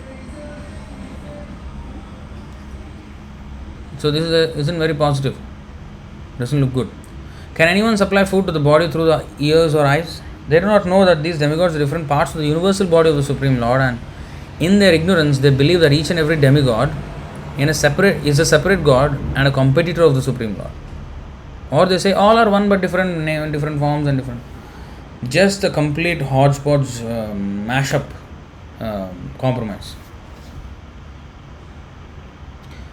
Not only are demigods parts of the Supreme Lord, but ordinary living entities are also. Demigods are part, we are also part. Demigods are nothing but living entities like us, like you and me. In the Srimad Bhagavatam, it is stated that the Brahmanas are the head of the Supreme Lord, the Kshatriyas are his arms, Vaishyas waist, Shudras legs, and all serve different functions. Regardless of the situation, if one knows that both the demigods and himself are part and parcel of the Supreme Lord, his knowledge is perfect. But if he does not understand this, he achieves different planets where the demigods reside. This is not the same destination the devotee reaches. So the difference in understanding is what makes the whole difference. The results achieved by the demigods' benedictions are perishable. Antavat tu phalam tesham. Because within this material world, the planets, the demigods and their worshippers are all perishable. Therefore, it is clearly stated in this verse that all results achieved by worshipping demigods are perishable, and therefore such worship is performed by the less intelligent living entity. Suppose I come up with an insurance plan or whatever, insurance or investment plan, and I pitch to you. Say, sir, you invest in my company, and 5 years later, whatever you have invested will be completely gone. No interest, forget about interest, whatever, your principal also will be gone. So please invest. Arey, क्या हो गया तेरे को? है ना? What happened to you? You're crazy or what? What kind of nonsense pitch is this? So, who invests in such a scheme? Nobody. But we are investing in such a scheme only. Antavattu phalam tesham. It is going to end for sure. Why are you running after it? Now this is being explained. Why are you investing your time, effort and all this yajna process with hard-earned labor, your costly yajnas, and then you're doing something which you're going to lose. In the end of the day, you're going to get zero balance in your... What kind of investment is this? What kind of idiotic investor is that who is investing in this program? Karma Kanda is like that. It's for idiots. That's why it's alpamethasa, hritagnyana, alpabuddhi. All these words are used. Moodha, varaka, all these, you know. So, therefore, it is clearly stated in this verse that all results achieved by worshipping demigods are perishable, and therefore such worship is performed by the less intelligent living entity. Because the pure devotee engaged in Krishna consciousness in devotional service of the Supreme Lord achieves eternal blissful existence that is full of knowledge, his achievements and those of the common worshipper of the demigods are different.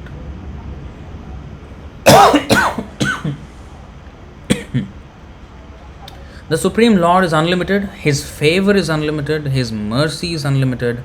Therefore, the mercy of the Supreme Lord upon His pure devotees is unlimited. So you see Mahatma's description in 19. Before that, Dushkritina, Sukritina, 17, 15, 16. Then that Sukritina, among the Sukritina, 17, 18 is about the Jnani. Among the Sukritinas, the Jnani. And then 19th is the pure devotee. Among the Jnani is the highest Jnani, who is the Bhakta, who surrenders to Krishna. He is Mahatma. And then now in contrast to that, who are not Mahatmas, these demigod worshippers, and you see next verse about impersonalism. This we will cover next session. But I am just showing you. Avyaktam vyaktim apannam manyante mama buddhayah param bhavam ajananto mamavyayam anuttamam. Unintelligent men who do not know me perfectly think that I, the Supreme Personality of Godhead, Krishna, was impersonal before and have now assumed this personality. Due to their small knowledge, they do not understand, they do not know my higher nature, which is imperishable and supreme. So this is the other class of non-Mahatma. Alpamedha demigod worship is unintelligent man, again unintelligent. Abuddhaya. See all these words. At least there it is Alpabuddhaya, Alpamethasa, and Hritagyan. Yeah, Abuddhaya. Brainless people. You see, Nasti Buddhir Ayuktasya 266. Whoever is not connected in Krishna consciousness is a brainless person, brainless fellow. Brainless. There is a Ishopanishad, you see, verse. Andham tamah pravishanti, yes. Andham tamah pravishanti ye sambhuti mupasate tato bhuya ivate tamo yau sambhutyam rataha. Those who are engaged in the worship of demigods enter into the darkest region of ignorance. Oh, Swarga Prabhu, Swarga Prapti. No, darkest region of ignorance. Andham tamaha pravishanti. You will enter. Ye asambhutim. You know what is asambhutim? Here it is translated as demigods, but actually you know what is asambhutim? Sambhutim and asambhutim. You know, sambhutyam means absolute, but this is impersonal absolute. Sambhutyam rataha, like Vedavad rataha. They are into this sambhuti, but they are only rata, but that means they stand by it, but they are supposed followers of the absolute truth, but actually they are impersonalists. But it's sambhutyam, asambhuti. So here it is mentioned nicely. Purport. The Sanskrit word asambhuti refers to those who have no independent existence. So demigods have no independent existence. Not only demigods, anybody in this material world, if we take shelter of any person other than Krishna, he is an asambhuti. He is a dependent person. Such a dependent person cannot make decisions on to give something. No. It is not his. How can he give? He cannot give anything. So, and if we worship anything that is not Sambhut, that is not absolute truth, that is not Krishna, any dependent manifestation of his energy or himself will get us to darkness. Okay? Enter into the darkest region of ignorance, and still more so do the worshippers of the impersonal absolute. They go to darkest of the dark. They are thinking they are going to the light. Asatoma sadgamaya, tamasoma jyotirgamaya, mrityorma amritam gamaya, om shanti shanti shanti. But where they are ending up? What is that? Jyotirma, what is that? Tamasi gamaya. They are giving up the light, going to darkness. They are thinking they are going to light. Oh, Brahma Jyoti, Tamasoma Jyotirgamaya. Where is the Jyoti? And then Om Shanti Shanti Shanti. Where is Shanti? Go to hell. Where is Shanti there? Beating only. Not a single moment of reflection. Beating. Andhata Mishra. Yes. We will go to that.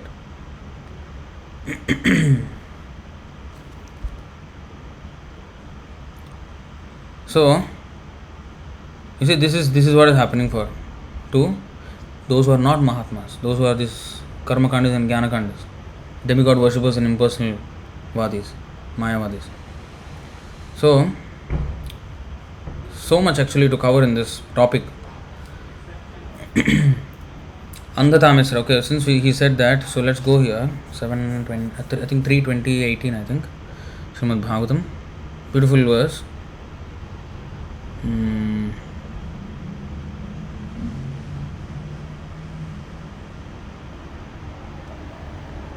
ससर्जच्छायया विद्यां पंचपर्वाणम् अग्रतः तामिस्रं मंधतामिस्रं तमो मोहो महातमः.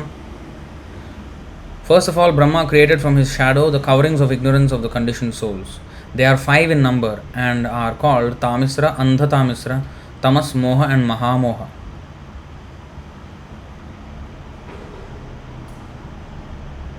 You see, all this purport is based on this verse from the Vishnu Purana. Tamo viveko moha syad antah karana vibhramaha moha mahamohastu vigneyo gramya bhoga sukhaishana maranam hyandha tamisram krodha uchyate avidya pancha parvaisha pradurbhuta mahatmanaha. Okay, let's understand this. The conditioned souls or living entities who come to the material world to enjoy sense gratification are covered in the beginning by 5 different conditions. The first condition is a covering of tamisra or anger. Constitutionally, each and every living entity has minute independence. It is misuse of that minute independence for the conditioned soul to think that he can also enjoy like the Supreme Lord, or to think, why shall I not be a free enjoyer like the Supreme Lord? This forgetfulness of his constitutional position is due to anger or envy. This is tamisra. Starts there. The living entity, being eternally a part and parcel servitor of the Supreme Lord, can never, by constitution, be an equal enjoyer with the Lord. When he forgets this, however, and he tries to be one with him, his condition is called tamisra. Even in the field of spiritual realization, this tamisra mentality of the living entity is very hard to overcome. In trying to get out of the material entanglement of material life, there are many who want to be one with the Supreme. Even in their transcendental activities, this lower grade mentality of tamisra continues. So the impersonal people, they are into this tamisra. Om Ajnana Timirandhasya. Timirandhasya or tamisra is the same thing. Darkness. Andha tamisra involves considering death to be the ultimate end. People think death means that is the end of everything. The atheists generally think that the body is the self and that everything is therefore ended with the end of the body. Thus, they want to enjoy material life as far as possible during the existence of the body. Their theory is, as long as you live, you should live prosperously. Never mind whether you commit all kinds of so-called sins. You must eat sumptuously, beg, borrow and steal, and if you think that by stealing and borrowing you are being entangled in sinful activities for which you will have to pay, then just forget that misconception, because after death everything is finished. No karma, no nothing, finished. So before it finishes, just get money, whatever means, and just do it. No one is responsible for anything he does during his life. This is the atheist complete. Charvak Muni was this philosophy. Ranam kritva ghritam pibet yavat jive sukham jivet bhasmi bhutasya dehasya kutah punaragamano bhavet. His body will turn to ashes. After that, where there is next life? Nothing. So forget it, all this nonsense philosophy. Ranam kritva ghritam pibet. Ranam kritva ghritam pibet. Go to whatever, do whatever you want, get some nice ghee and eat sumptuously. Yavat jive sukham jivet. Whenever, as long as you live life king size. Because you're not going to get this again, it's going to finish at the time of death. That is today's hedonistic philosophy. This atheistic conception of life is killing human civilization, for it is without knowledge of the continuation of eternal life. This is Andha Tamisra. Tamisra, Andha Tamisra. This Andha Tamisra ignorance is due to tamas. Next. The condition of not knowing anything about the spirit soul is called tamas. This material world is also generally called tamas because 99% of its living entities are ignorant of their identity as soul. Almost everyone is thinking that he is this body. He has no information of the spirit soul. Guided by this misconception, one always thinks, this is my body and anything in this relationship with this body is mine, like that. For such misguided living entities, sex life is the background of material existence. Actually, the conditioned souls in ignorance in this material world are simply guided by sex life. And as soon as they get the opportunity for sex life, they become attached to so-called home, motherland, children, wealth and opulence. As these attachments increase, then next, moha. So, tamisra, andha tamisra, tamas, and now moha. All these attachments, as these attachments increase, moha or the illusion of the bodily concept of life also increases. Pumsastriya mituni bhavame tat tayor mitho hridaya grantimahu atah suta what is it? Atah graha kshetra sutaptaviter janasya mohoyam aham mamet. So this as soon as they get opportunity for sex life, they become attached to so-called home, motherland, children, wealth and opulence. All these attachments increase. Moha or the illusion of the bodily conception of life also increases. Thus the idea that I am this body and everything belonging to this body is mine also increases. And as the whole world is put into moha, sectarian societies, families and nationalities are created and they fight with one another. Mahamoha means to be mad after material enjoyment. Especially in this age of Kali, everyone is overwhelmed by the madness to accumulate paraphernalia for material enjoyment. These definitions are very nicely given in Vishnu Puran, wherein it is said, this verse that we have chanted in the beginning of this verse. So those who are andham tamah pravishanti, ye asambhutim upasate. Because we can't worship something which is already dependent on something else. No, we should worship the shelter of everything, which is the independent shelter. Ashraya tattva and ashrita tattva. The Lord is ashraya and we are ashrita. Demigods are also ashrita, they are not ashraya. Ashrita means one who takes shelter of someone else. Ashraya means one who is the shelter of somebody else. So the Supreme Lord is ashraya. And everybody else other than the Supreme Lord is ashrita. So if we take shelter of something which is ashrita and not ashraya, that is foolishness. That's why he will go down.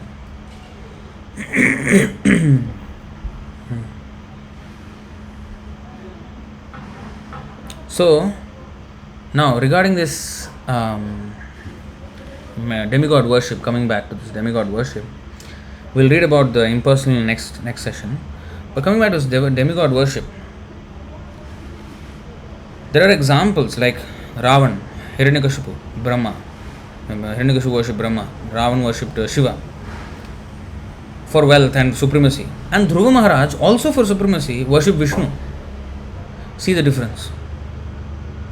Dhruva Maharaj became the greatest of devotees and Hiranyakashipu and Ravana became greatest of demons. Same desire, but they went to different people and the result was completely different. Kacham vichinman apidivya ratnam swamin kritarthosmi varam nayache. Dhruva Maharaj said, this position I was going to have, was asking for, this position greater than Lord Brahma himself. After seeing you, I do not want to ask that anymore. Why? Because I consider that now as equal to some pieces of broken glass. Kacham vichinman. But api divya ratnam sthanabhilashi tapasi sthitoham tvam praptavan devamunindra guhyam. Big munis, the devatas, they can't see you. But I am able to see you by your grace now. Kacham vichinman api divya ratnam. Compared to a diamond, what is the value of some pieces of broken glass? And you see, indeed, they are dangerous. You step on them, you will bleed. So, Kacham, this position is useless. I don't want. I want you. That is Krishna. That is Krishna. Soham, you're writing all these comments. Please stop doing that and listen to the class. This is not a battlefield of comment section is not the battlefield here. You no need to release arrows, useless arrows there. You listen to the class. That is the purpose of it. This is very nonsense behavior, writing some rubbish. You try to understand the subject matter at hand. You know, you don't misbehave in the class. So,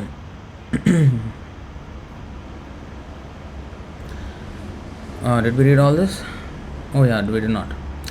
Okay, so men of small intelligence worship the demigods, and their fruits are limited and temporary. Those who worship demigods go to the planets of the demigods. Oh, we have actually read this already. Okay, so a few other verses about this. I think some of them are already shared in the comment section. We will go to this part first.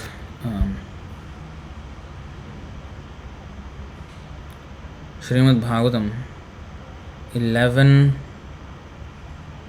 21, 23.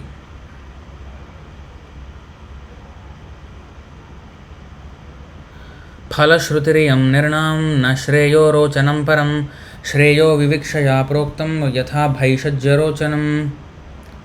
Those statements of scripture promising fruitive rewards do not prescribe the ultimate good for men, but are merely enticements for executing beneficial religious duties, like promises of candy spoken to induce a child to take beneficial medicine. So when a child, he doesn't want to take a medicine, but he wants to so then he is induced, okay, you take this candy. Then he's given the candy, so then you'll take the medicine. So it is like that.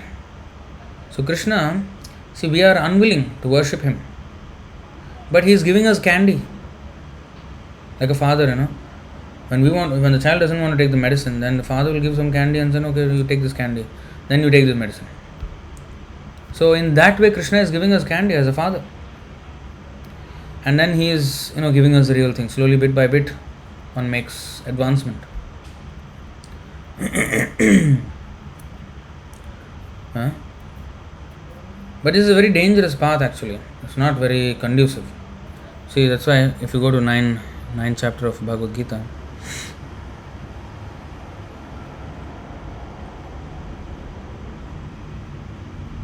what happens, I think 9:21.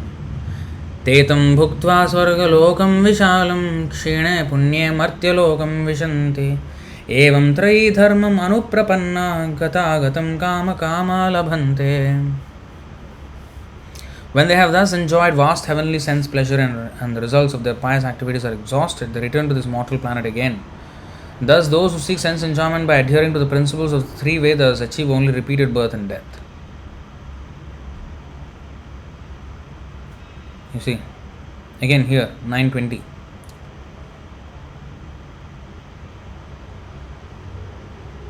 Traividyamam soma pahaputa papa yajnairištva svargatim prarthayante te punyamasadya surendra lokam ashnanti divyan divideva bhogan. Those who study the Vedas and drink the soma juice, seeking the heavenly planets, worship me indirectly.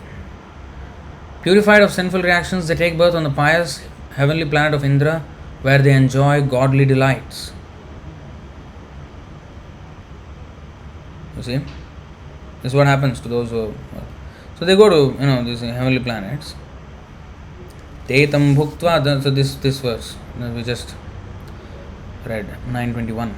When they have thus enjoyed vast heavenly sense pleasure and the results of their pious activities are exhausted, they return to this mortal planet again. Thus, those who seek sense enjoyment by adhering to the principles of the three Vedas achieve only repeated birth and death. Next, Krishna is saying, I am different. अनन्याश्चिन्तयन्तो मां ये जनाः पर्युपासते तेषां नित्याभियुक्तानां योगक्षेमं वहाम्यहम्. But those who always worship me with exclusive devotion, meditating on my transcendental form, to them I carry what they lack and I preserve what they have.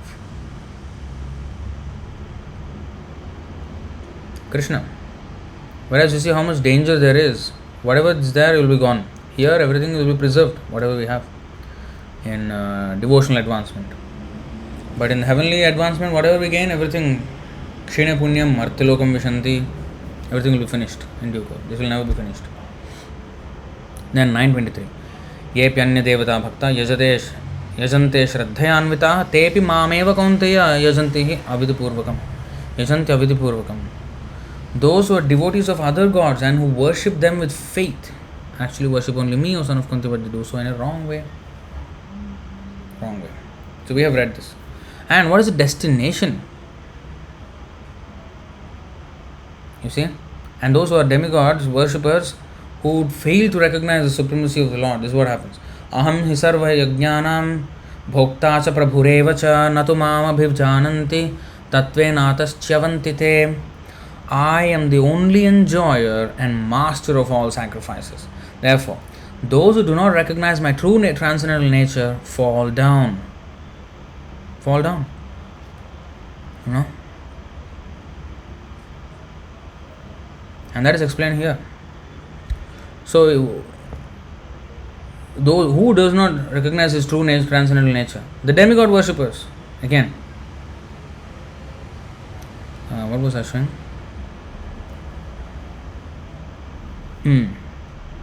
Yayesham purusham sakshat atma prabhavamishwaram न भजन्त्यवजानन्ति स्थानात् भ्रष्टाः पतन्त्यथः. 11.5.3 of Srimad Bhagavatam. If any of the members of the 4 Varnas and 4 Ashramas fail to worship or intentionally disrespect the personality of Godhead, who is the source of their own creation, they will fall down from their position into a hellish state of life. So those who are demigod worshippers, they intentionally disrespect or fail to worship the Supreme Lord. In fact, this is what they do. Boldly, they do this.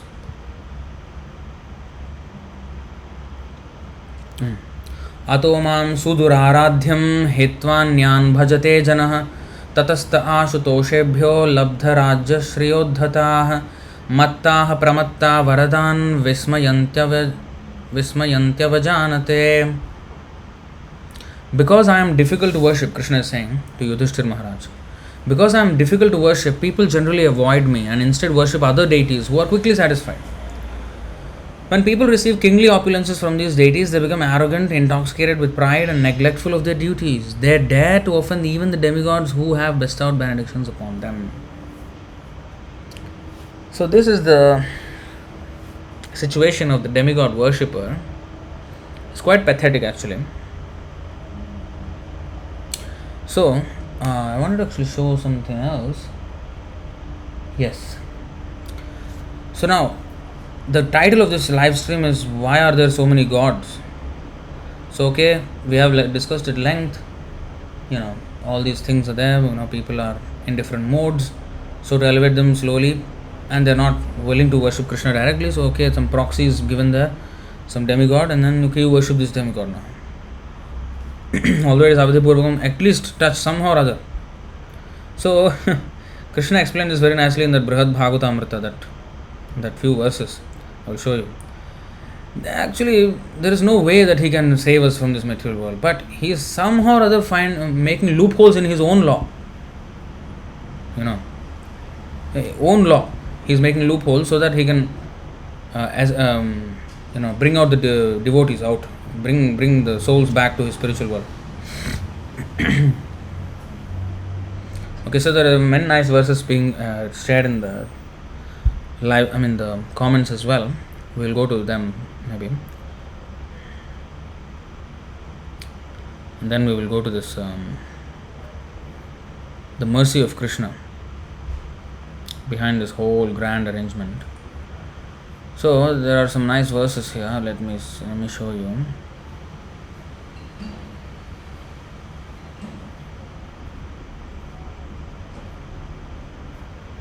Hmm.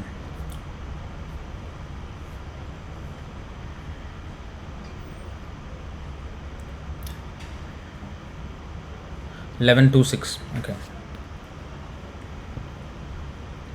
You see, yat chakshuresha savita, chakshu. He is the eye of the Supreme Lord, and he is also the eye of the world, right? The sun. And very high glorification is given to the sun because it's such a shining light. It's like the sun, Sun is, the most powerful, body we can see. Now here, bhajanti ye yatha devan deva api tathaiva tan chhayeva karma sachivah sadhavo deenavatsalah.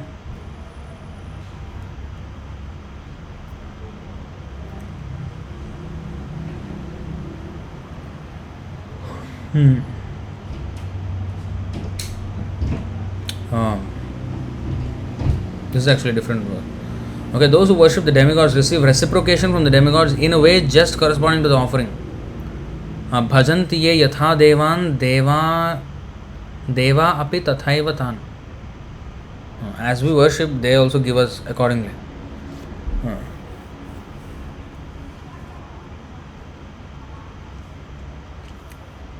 The demigods are attendants of karma like a person's shadow. But sadhus are actually merciful to the fallen. The demigods are not. And this other verse, I think 11:26-33. Annam hi praninam prana artanam sharanam tvaham dharmo vittam naranam pretya santorvag bibhyatoranam. Not this one. Next one. Santo dishanti chakshunsi bahirarkah samuthitah devata bandhavah santah santa atma hamevacha. My devotees best out divine eyes, whereas the sun allows only external sight, and that only when it is risen in the sky. My devotees are one's real worshipable deities and real family. They are one's own self, and ultimately they are non-different from me. So this is the greatness of the devotees. Sun allows only external sight, that too when it has risen. So however much the demigods are very high, but the pure devotee, the acharya, is even higher. That's why it is said, Sarvadeva Mayo Guru, he is a representative of all the demigods. He is more powerful than all of them. Now then there is the other verses which are 11:5-6.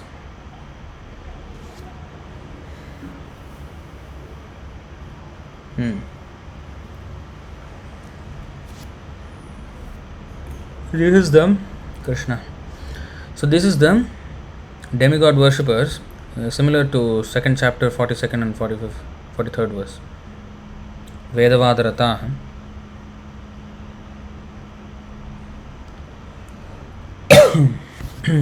Karmanyako vidah stabdha. Again, akovida, ignorant. Kovida means very intelligent. Karmanyako vidah stabdha murkha panditamanina. Very easy to understand, right? Murkha panditamanina. Murkha means fools thinking they're pandits. Vadanti chatukan mudha yaya madhya girotsugaha. Oh, unrelenting verse. Akovidah stabdha, puffed up by false pride. Murkha panditamanina mudha. 5 straight attacks in one sloka. For who? Anybody who worships demigods. Ignorant of the art of work, such are arrogantly proud fools, enchanted and enlivened by the sweet words of the Vedas, pose as learned authorities and offer flattering entreaties to the demigods. Look at this. How many words are used here? Mudha, Murkha, Panditamanina, Akovida, Stabdha. Just, no holding any punches. Simply give it everything. There's a combo punch. Like 1, 2, 3, 4. Like 1, 2, 3, 4. Like 4 combo punch. Like that. 5 combo. 1 sloka. This is how it is condemned, demigod worship.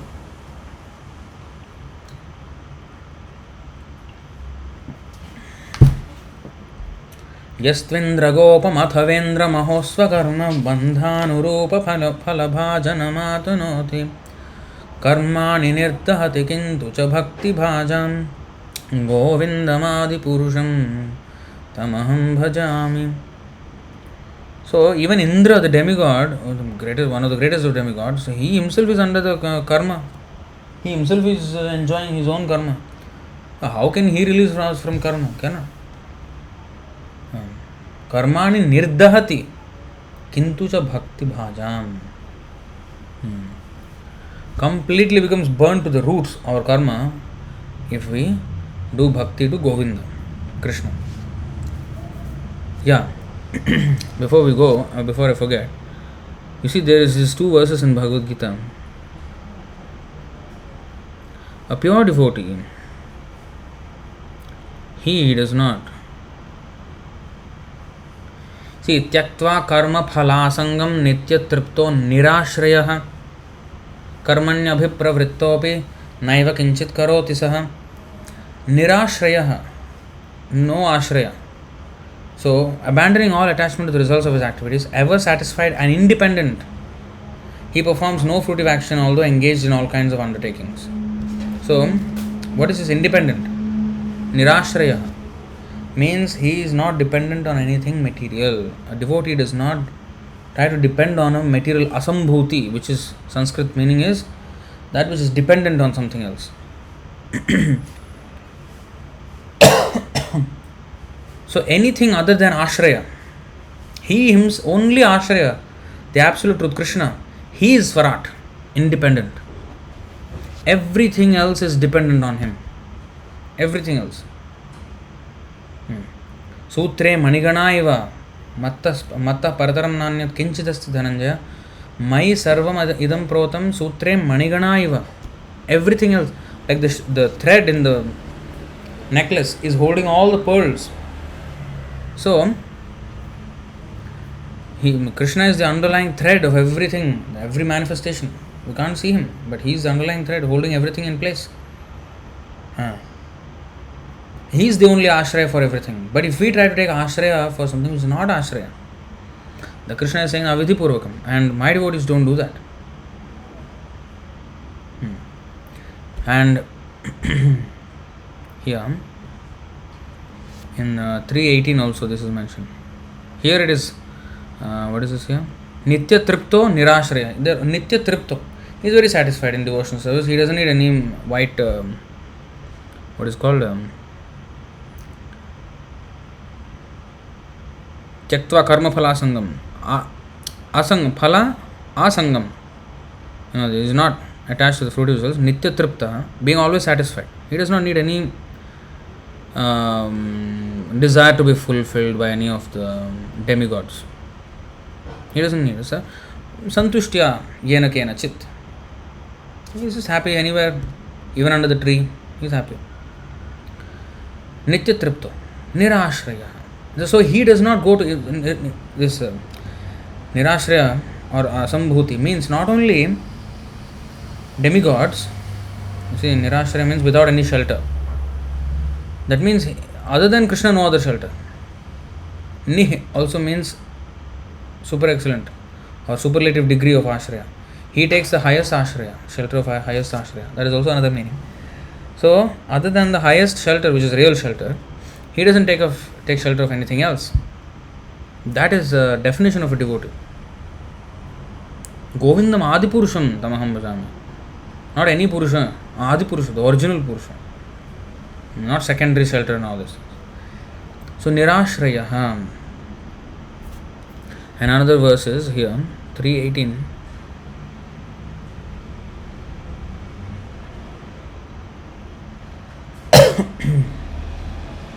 नैव तस्य कृतेनार्थो नाकृतेनेह कश्चन न चास्य सर्वभूतेषु कश्चिदर्थ व्यपाश्रयः. Artha vyapashraya means taking shelter of for some purpose. A self-realized man has no purpose to fulfill in the discharge of his prescribed duties, nor has he any reason not to perform such work, nor has he any need to depend on any other living being. So he does not. So this does not only mean the demigods, but anybody. Even anyone in this material world who is like in a powerful position, he is asambhuti, he is an ashraya, so-called ashraya or vipashraya. So he does not take ashraya of anybody else or anything else, just depending on Krishna. So this is the meaning of this devotee. He does not worship the demigods. Now let's look at some other verses that were shared in the comment section.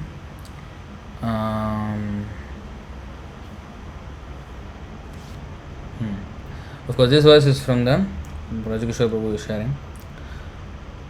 This is about the impermanent nature of the heavenly planets. Everybody wants to go there, no? Heavenly Swarga Prapti. Let us have a glimpse of Swarga and see what it is. Evam lokam param vidyam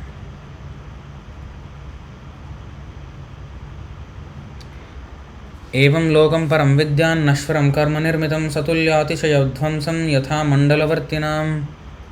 One cannot find permanent happiness even on the heavenly planets, which one can attain in the next life by ritualistic ceremonies and sacrifices. Even in material heaven, the living entity is disturbed by rivalry with his equals and envy of those superior to him.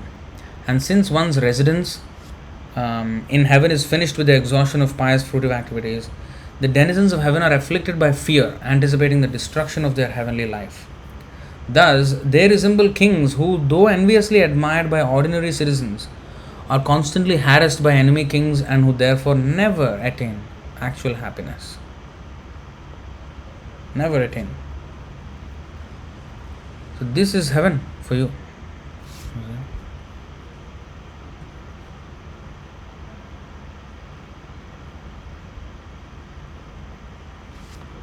Oh, this is question. Okay, I'll address the questions later. Okay, this is another verse. Yeah, this is verse 4, 9, 20, 45.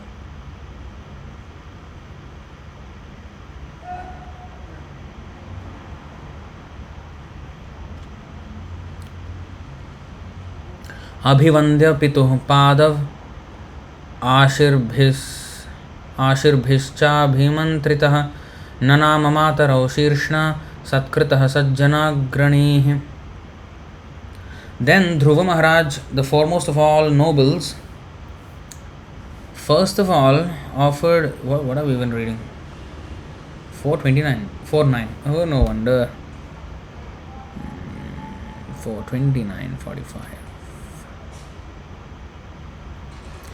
Sorry. Shabda Brahmani Dushpare Charanta Uruvistare Mantralingairvyavacchinnam Bhajato na viduh param. You see, Vyavacchinnam, partially powerful, the demigods. Despite the cultivation of Vedic knowledge, which is unlimited, and the worship of different demigods by the symptoms of Vedic mantras, demigod worship does not help one to understand the supreme powerful personality of Godhead. This is the thing about demigod worship. Now, demigods to Muchukunda, Subala Prabhu is sharing here, 10:51:20.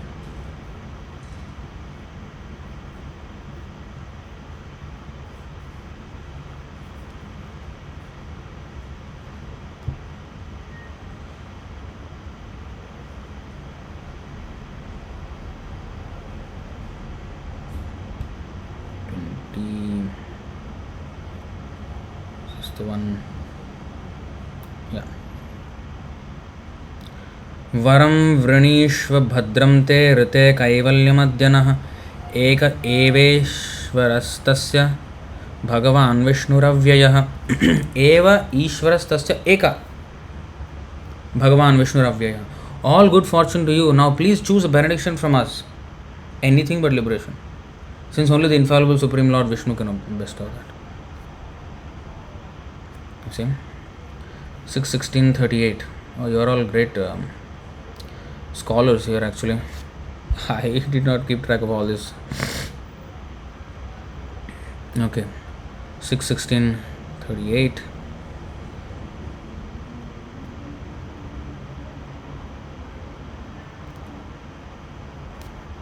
What is this? Krishna.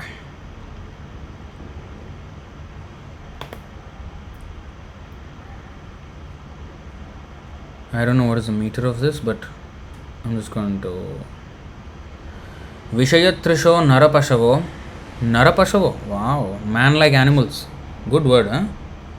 I like these words. Our Shastra has very nice words for non-devotees. Vishayatrisha, eager to enjoy sense gratification. Narapashavo. Ya upasate vibhutir na param tvam tesham asisha isha. Tadu vinashyanti yatha rajakulam. Beautiful verses, huh? 1638. O Lord, O Supreme, unintelligent persons. Again, what is the word unintelligence? I want to see that. I think.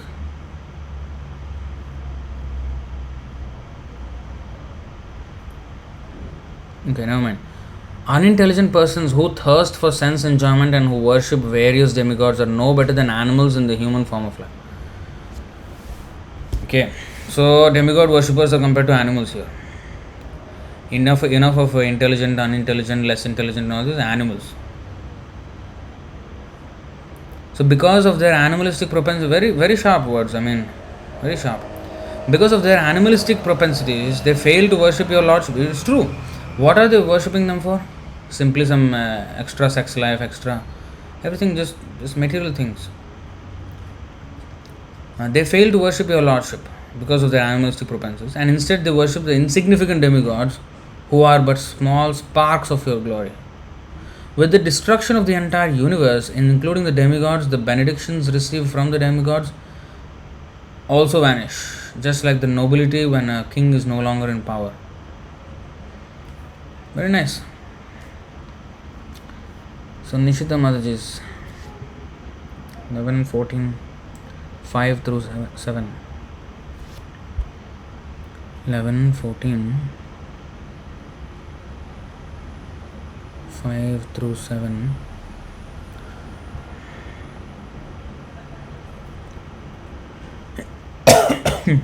So,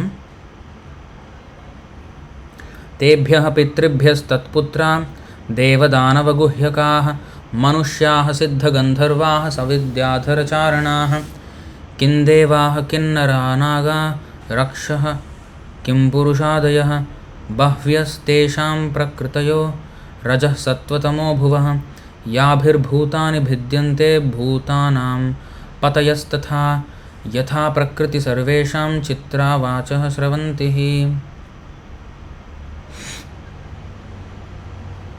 From the forefathers headed by Bhrigumuni and other sons of Brahma appeared many children and descendants who assumed different forms as demigods, demon, human being, Guhyaka, Siddha, Gandharva, Vidyadhara, Charanas, Kindevas. Oh, Kindevas. Kinnara, Kindevas also. Kinnara means what kind of a Nara, what kind of a man. Kim Nara.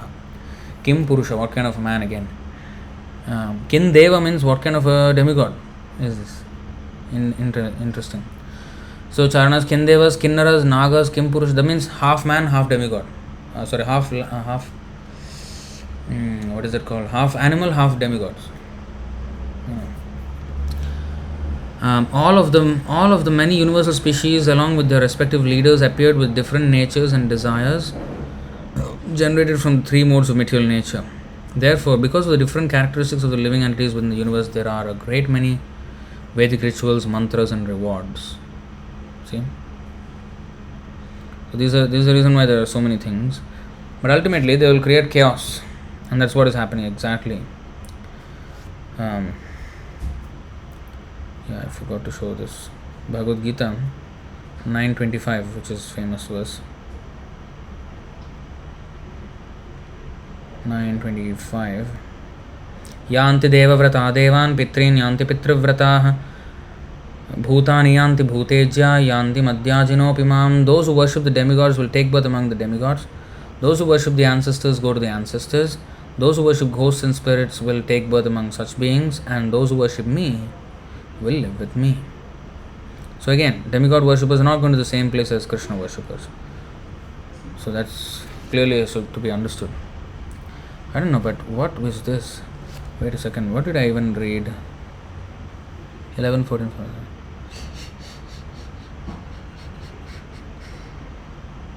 5 to 7, 11, 14, 5 to 7. Purport, okay, purport.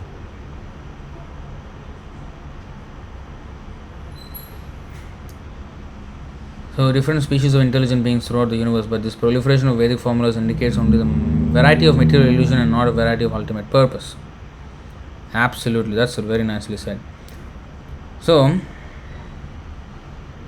this part. The different Vedic mantras and rituals are separate, especially meant for different species of intelligent beings throughout the universe. But this proliferation of Vedic formulas, that means great, varied amount of, vast amount of Vedic formulas, indicates only the variety of material illusion, not variety of ultimate purpose. So, very nicely put. So, because it is because of my illusion that I am in the mode of ignorance, and therefore I have to follow this Balidan process. The aim of religion is not to kill animal or that. No. It is because I am in the mode of ignorance, I have to do that. If I am in the mode of passion, some other ritual. Mode of goodness, other ritual. Transcendental goodness, give up all these rituals and chant Hare Krishna. So according to one's illusion, the extent of one's illusion, a particular process is prescribed so that you can slowly come to the next higher level. So the different formulas are actually only indications of the different varieties of illusion and not a variety of ultimate purpose. So that's very nicely put. The ultimate purpose of the many Vedic injunctions is one, to know and love the Supreme Personality of Godhead. The Lord Himself is emphatically explaining this to Sri Uddhava. Yes.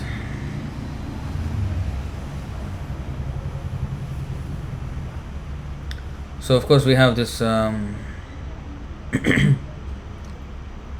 Mukundamala Stotra.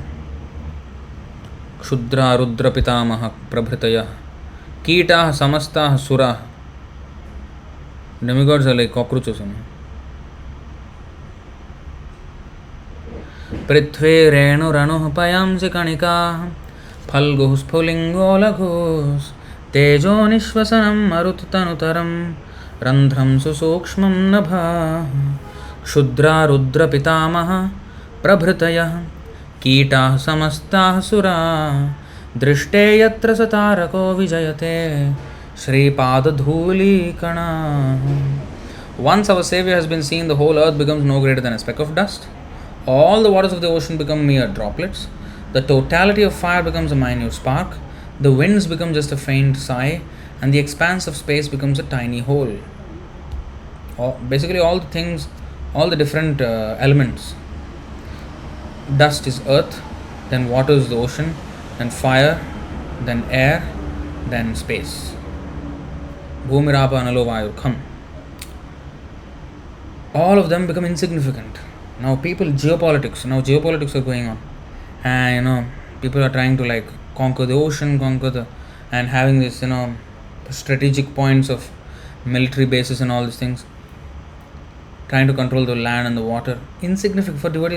What is this? Just insignificant. In fact, there is a verse, I think, in Tattvavit.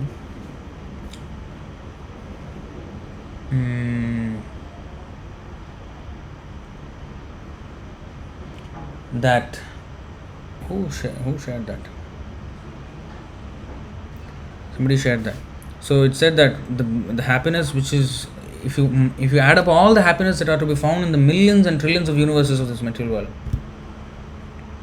it's nothing compared to the happiness of the holy name. I think Paddyavali 20 something maybe verse that is there. Brahma becomes insignificant and small. You see here. Okay, all these 5 elements. Fine. Great lords like Rudra and Grandfather Brahma become insignificant, and all the demigods become like small insects, cockroaches. So as good as cockroach. Indeed, even one particle of dust from our Lord's feet conquers all.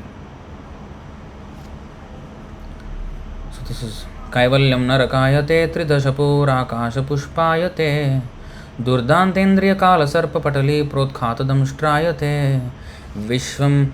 So Tridasha Purakasha Pushpayate and Vishwam Purna Sukhayate Vidhi Mahendradischa Kitayate. Vidhi means Brahma, Mahendra means Indra. Kitayate. Again, same.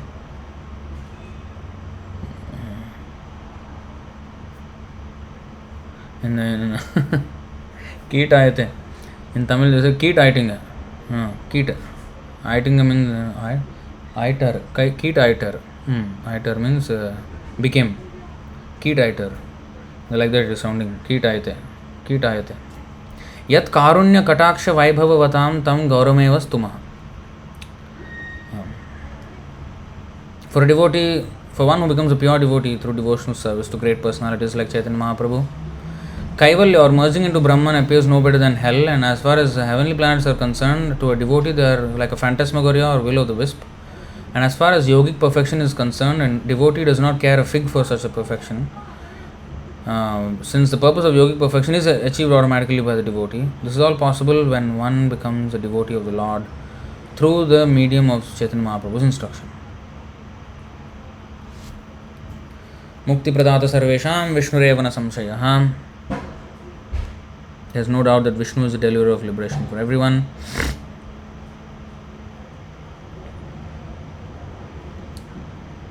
Also in Gajendra Moksha Leela, we see how Gajendra offered prayers to Supreme Lord to rescue him from the crocodile, even though he did not know who the Supreme Lord was.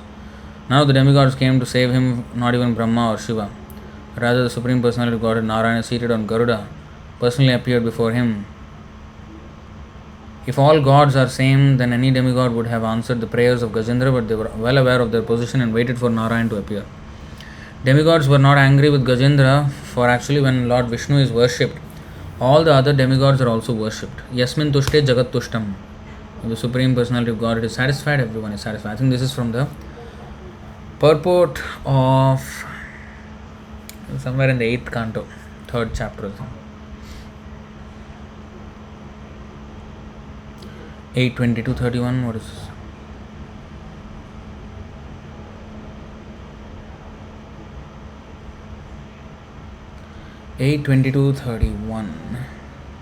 What is 8:22:31?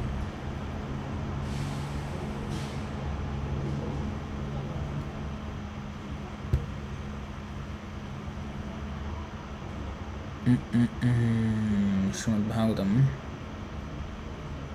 8:22:31. What is this?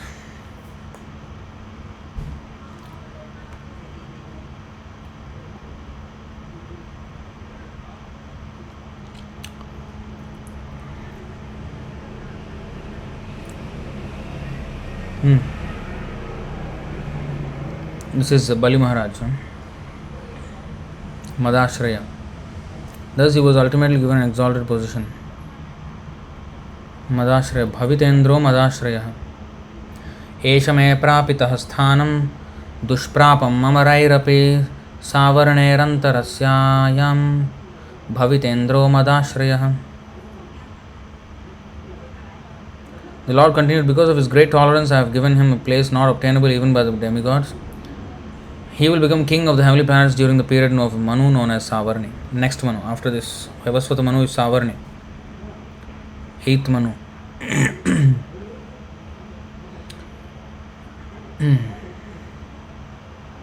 Here the word Madashraya is very significant because the Lord wanted to give Bali Maharaj the exalted position of Indra. The demigods might naturally have been envious of him and might have fought to disturb his position. But the Supreme Personality of Godhead assured Bali Maharaj that he would always remain under the Lord's protection, Madashraya. So anyway, what was that in that? Is Ganesh a Kindeva Prabhu? Yeah, I think Kindevas or something like that.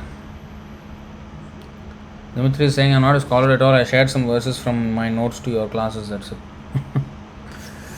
That's what happens if I don't memorize those verses, I myself will forget where is what.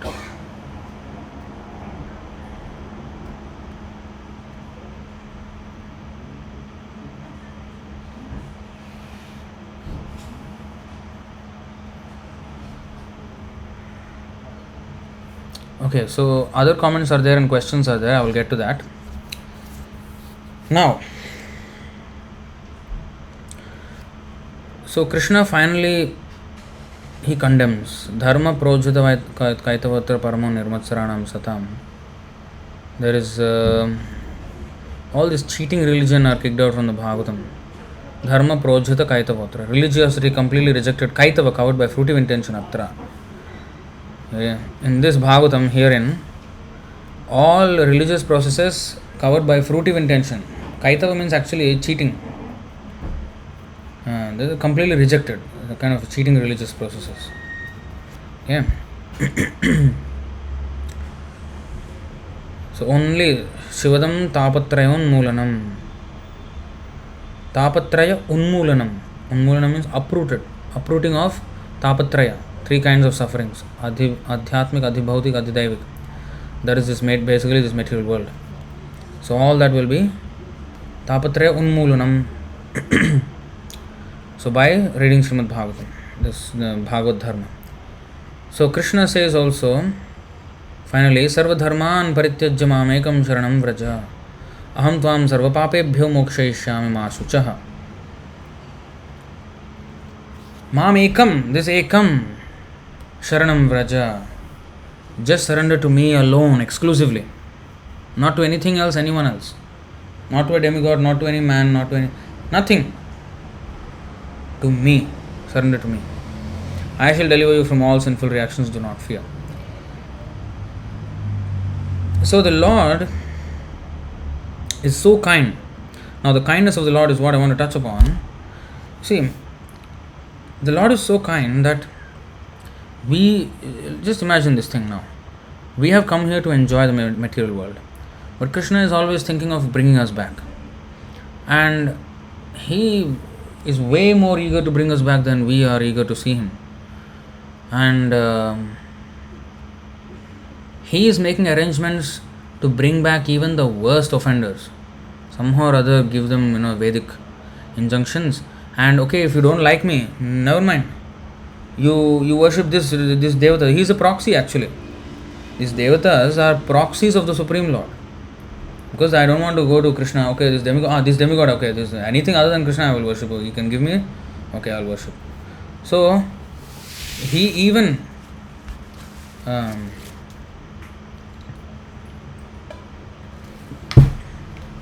made arrangement for complete envious people to perform Vedic rituals and come to Him eventually.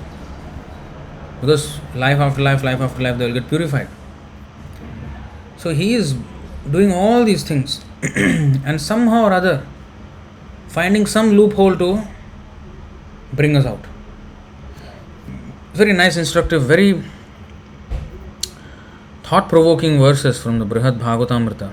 Ever since I found that verse that Radhika Sakhi Mataji shared,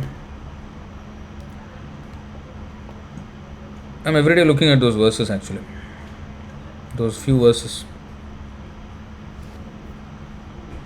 See, these verses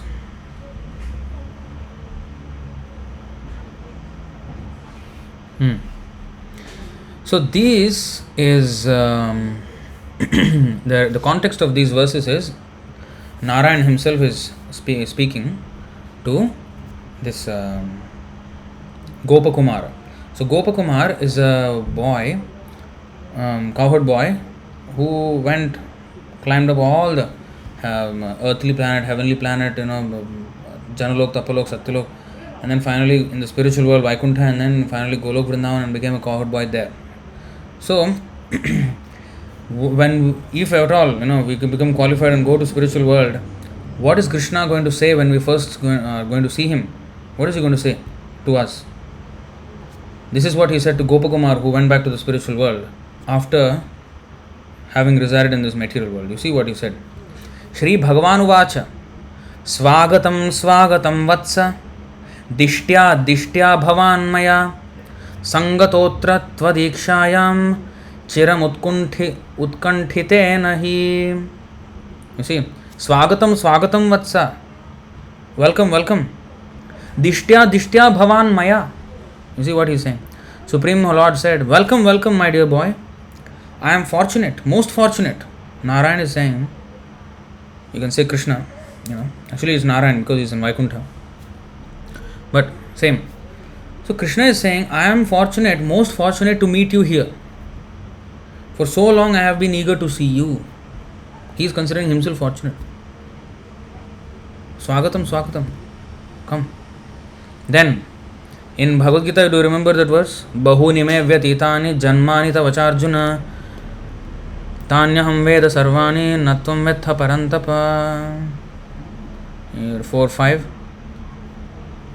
Sri Bhagavan was. So Krishna says, the personality of Godhead said, many, many births both you and I have passed. I can remember all of them, but you cannot, O subduer of the enemy. That much he told. But you know how much pain is in that verse. What all he remembers, how much he. So that is what is mentioned in these verses now in Brihad Bhagavatamrita. Krishna did not show so much emotion in Bhagavad Gita. He did not express his internal emotions, how much eager he is to take us back. He just said that I can remember all of them, all the births, but you cannot. You see the Sanskrit, Bahuni me vyatitani janmani tava charjuna tanyaham veda sarvani natvam vetha parantapa. Similar sounding verse you see now, Brihad Bhagavatamrita. Bahuni gamitanyanga janmani bhavata sakhe kathanchit api mayabhi mukham kinchidakarina. My dear friend, you have passed many, many lifetimes without paying any attention to me at all. Any attention. You have given attention to demigods, this, that, everything you've given. Actually, you were just wanting to enjoy your own sense, but I made the arrangement. Somehow, some way you can at least, if you follow my injunctions and follow the demigods, at least something will be there. But you have never paid any attention to me at all. This part he did not say in Bhagavad Gita. Now, next. This is the most painful verse. Asmin nihehaiva bhave bhave madunmukha ityashaya tava atyantam nartitosmi sadagnavat. For so long, hope had me dancing like a fool. Krishna is saying, hope had me dancing like a fool, thinking perhaps in this lifetime or this or this or this, he will finally turn his face towards me. Krishna was dancing in hope. Oh, he's going to turn. You see, he's getting frustrated with material life. And now he will turn to me, whatever it is. in this lifetime, he was dancing like a fool. Oh, he's coming closer to me, coming closer. But then we surrender to a bogus rascal guru and become Mayavad, and then Krishna again gets disappointed. So he considered himself fool to have hope in us. We are so foolish. So foolish that to have hope in us, he considered himself a fool. Then you see here, even more things. Chalam chanala bhekinchid yenadyam paripalayan nibandham swakritam bhratar anayamyatmanah padam. But I could find no pretext on which to bring you to my abode, dear brother, and still follow the timeless laws that I myself have created. I could not keep the religious principles intact and still bring you here, because you always were against religious principles when you were in the material world. Either I relinquish my religious principles and bring you, I wanted to, but I would break my own principles there. The laws that I have set for everybody's well-being. And then there will be chaos in the material world if I break that. So I could find no pretext. Krishna is expressing himself as helpless in bringing us back. I could find no pretext on which to bring you to my abode and still follow the timeless laws that I myself have created. See commentary. Since the Supreme Lord is all powerful, why didn't he simply find a way to bring Gopakumar to him sooner? The Lord establishes the laws of the universe, which are enunciated in the Vedas and other scriptures, and he chooses to adhere to his own restrictions. As long as living entities want to control and enjoy their own world, he does not interfere. Only when they show by calling out his names that they want to return to him does he again reveal himself. In previous lives, Gopakumar had never chanted the names of Lord Narayana, even unintentionally or in jest. Had he at least vibrated a shadow of the Lord's name, he could have been delivered like Ajamil. In any case, now Gopakumar is finally returning home. Tatte maya kripam viksha vyagro nugraha kataraham anadim setum ullanghya tvajjanmedam makarayam. Again, you see how he is saying, you showed me no mercy, and as I considered this, I grew impatient, full of anxiety to receive your favor. What God receiving our favor, what favor he needs. But you see how humbly he is putting himself. You showed me no mercy. Atheists are calling God what kind of ill names? No mercy. And as I considered this, I grew impatient, full of anxiety to receive your favor. So he is so anxious to receive our favor, to receive our attention, just to save us. He doesn't need our attention. But if we become attentive to him, we will be saved. So to save us, he is somehow or other working. And he put these demigods. Okay, you are completely disinterested in me. Fine. You worship these demigods. Actually, they are my part and parcel. But for you, for your sake, they are completely somebody else. They are going to give you something. But actually, I will make the all background arrangement. Grand arrangement. Heavenly planets, big. But just, actually, that is not, all that grandeur is not the real fruit. The simple offering of a fruit, flower, leaf, water will satisfy me. I don't need all this grandiose universe. Nothing is needed for me. All that I have created for you, Krishna is saying. Because you wanted all this big hi-fi stuff, thinking that these things will give you happiness. And I have made facility for all of that achievement for you, but through this agency of the demigod. Such an elaborate arrangement, so that by worship, as you are worshipping them, you little bit, at least you will worship me. And the share of my sacrifices you will have to give to the demigods. So in that way you are forced to worship me. Although that is the most insignificant part of the yajna, so that quickly go out of that to fulfill your thing. But actually that little bit by little bit, I have been chipping away at your path back to Godhead.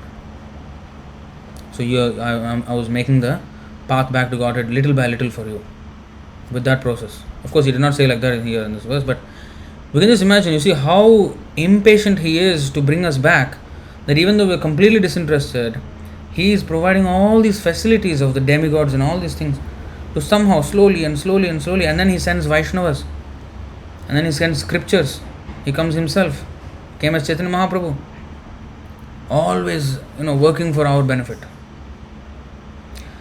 So here, you showed me no mercy, and as I considered this, I grew impatient, full of anxiety to receive your favor. So I transgressed my eternal code of conduct and arranged for you to take your current birth. So Krishna is transgressing his eternal code of conduct. So what is that? I don't know the full context, but he was born in Govardhan. So Govardhan is so important. Vrindavan. Srimad Govardhane tasmin Nijapriyatamaspade Swayam meva bhavam tata Jayantakhya sate guruhu. Dear boy, in that divine district of Govardhan, my most beloved abode, I myself became your guru, known by the name Jayanta. So I don't know the full story of the backstory of this. So when he was, I think, in Govardhan, that Jayanta was, maybe there was a character in this Brihad Bhagavatamrita. And Krishna says, Narayan says, I became your guru, known by the name. So somehow, because you are not following anything, somehow I made you take birth in Govardhan. And that is a loophole. I transgress my own thing and then to bring you back. So this Harinam also is in this full ocean of faults. One Harinam, it's a liberating factor, you see, that liberates us. Easy access. He is giving us easy access. Then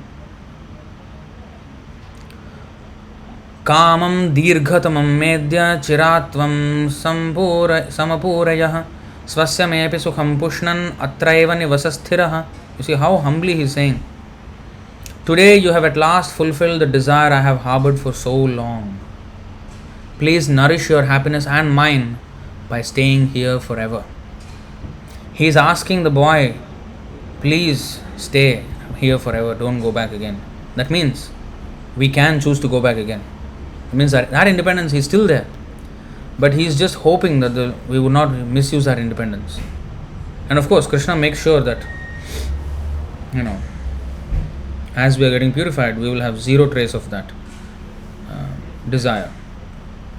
You see, in Bhagavad Gita, he said, all the envious people, I cast them into lower and lower species, and they stay there perpetually in darkness and everything. That anger is also out of his love.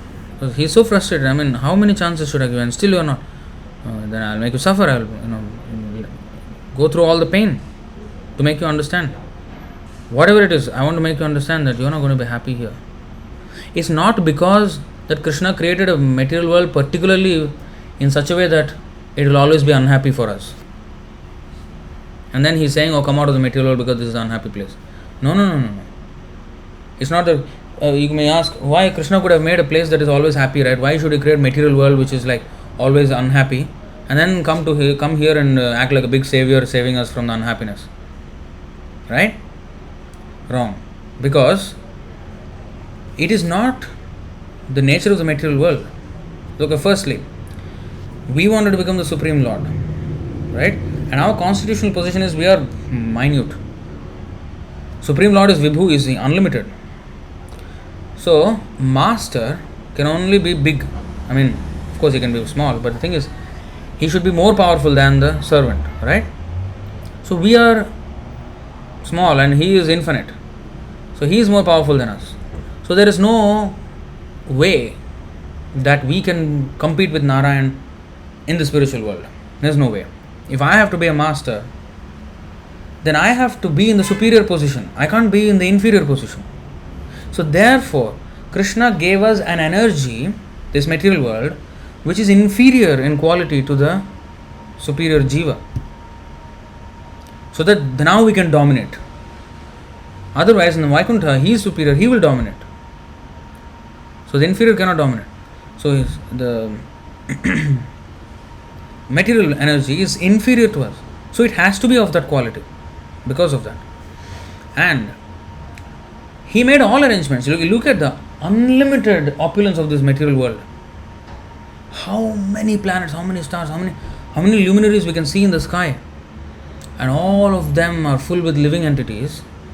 And such grand arrangement, and with heavenly planets and their gardens and unimaginable beauty he has given us to enjoy in this. And yet, we bring it on ourselves all kinds of misery. You may say, hey, what is this? And then why did he make a temporary body? He could have made a permanent body here. Then we will not die. Okay, so how long are we going to live with our problems? Because we are fighting. Suppose I fight with someone, suppose my family member. How long can I go on and on? See, the point is, it's not because of the material. It is our nature. We just can't be happy away from Krishna. We can't be happy. Whereas a devotee of Krishna, even in the material world, Vishwam Purna Sukhayate, Narayana Parasarve Nakutaschana Bibhyati, Svargapavarga Narakeshu Api Tulyartha Darshana. Everywhere he is happy, even in the material world. How come? When Krishna has said Dukhalayam Ashashvatam, here Vishwam Purna Sukhayate, contradictory. Krishna is saying one thing, devotee is saying another thing. No. Because he is with Krishna. So the reason why we are suffering is not just because of our material body or whatever, because we are without Krishna.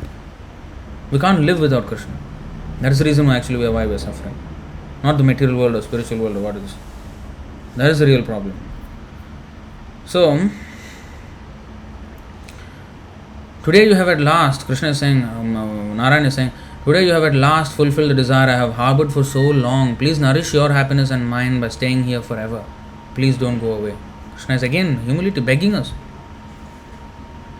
Commentary here, the Lord says in all humility, what good have I ever done for you? How can the Lord say like this? What he is saying? What good have I ever done for you? But you have done the greatest good for me by coming here. Bloody rascal we have been. And then he is saying, this is the humility of the Lord. Although he is, saying that I am the supreme, nobody is equal to or above me. That is to get our submission and understand his position. That's technically, but inside feelings, he is keeping them hidden.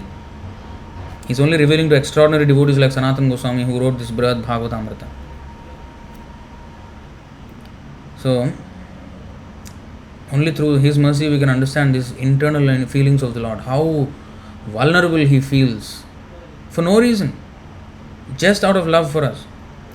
We are not at all lovable. We are horrible. Absolute horrible. I mean, why would Krishna want to love us? We have been the most stinkiest persons ever. Stinkiest characters.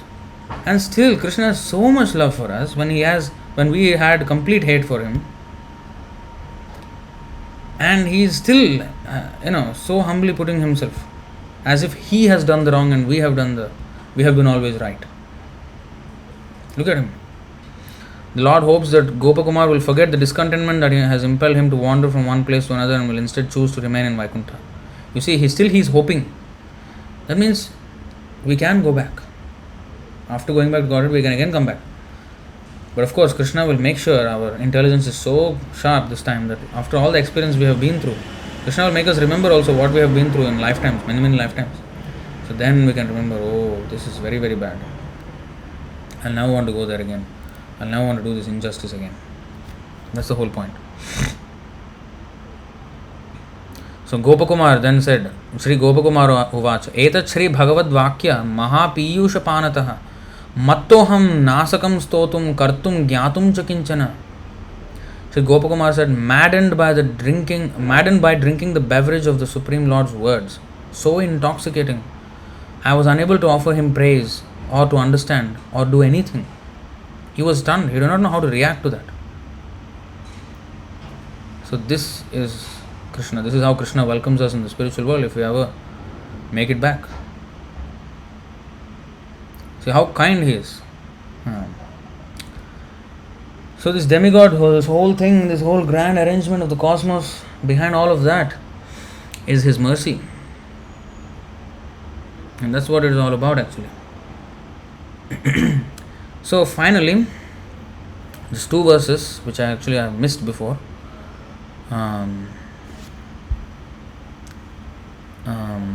What is that? Of course, we have seen that Yastu Narayanam Devam Brahmarudraja Devate Samatvena Vikshata Sapashandi Bhavithu.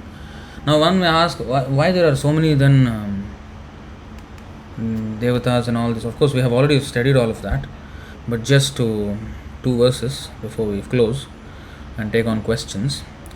Yes.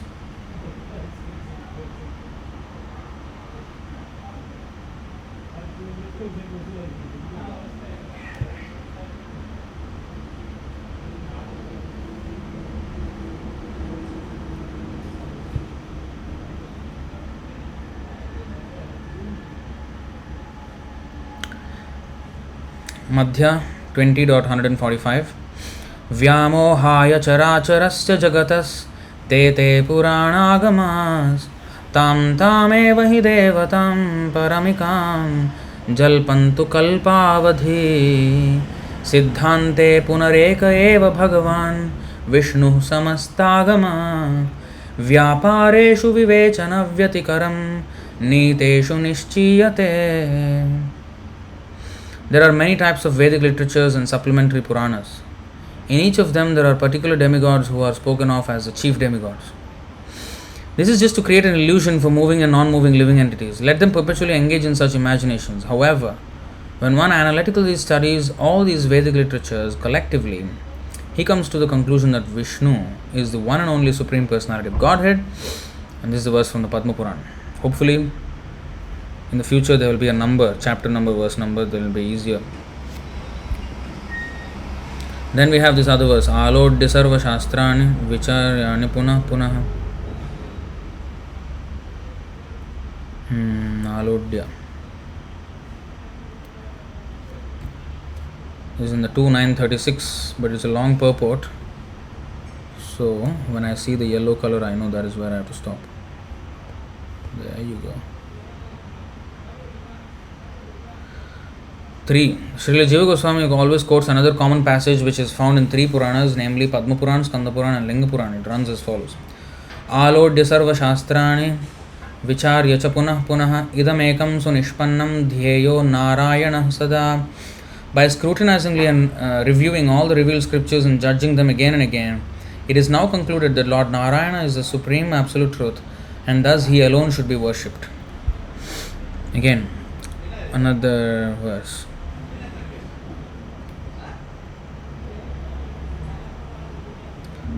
So here, Vasudeve Bhagavati, Brahma is speaking this. Nahyatonyah Shivah Pantha Vishatah Samsrita Viha Vasudeve Bhagavati Bhakti Yogo Yato Bhavet. For those who are wandering in the material universe, there is no more auspicious means of deliverance than what is aimed at in the direct devotional service of Lord Krishna. Then, continuing on, Bhagavan Brahma Kartsanyena Triranvikshya Manishaya Tadadhyavasyat Kutastho Ratiratmanyato Bhavet. The great personality Brahma, with great attention and concentration of the mind, studied the Vedas 3 times, and after scrutinizingly examining them, he ascertained that attraction for the Supreme Personality of Godhead Sri Krishna is the highest perfection of religion.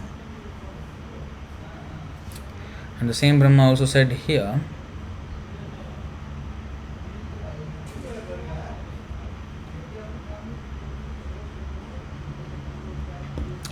Jananta eva janantu Kim bahuktyana me prabho manaso vapusho vacho vaibhavam tava gocharaha. There are people who say, I know everything about Krishna. Let them think that way. As far as I am concerned, I do not wish to speak very much about this matter. Oh my Lord, let me say this much. As far as your opulences are concerned, they are all beyond the reach of my mind, body and words. So Krishna is the only person that should be worshipped. Of course, there are many other verses here and there. There is one big... okay, is there any other thing? 4:28:52.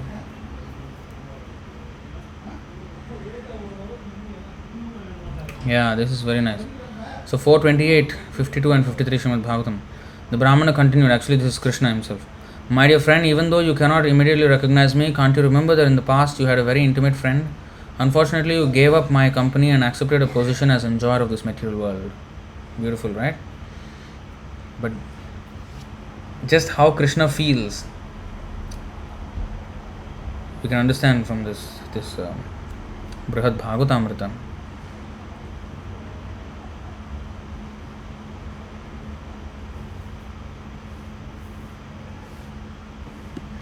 Who is this rascal Sri Kumar Ray? Get lost, man. God is dead. You are dead. You will be dead in no time.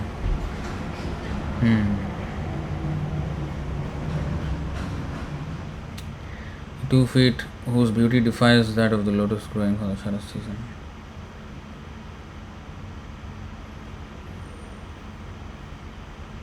There is something interesting here. 2936 Shiva Shastreshu Tadgrahim.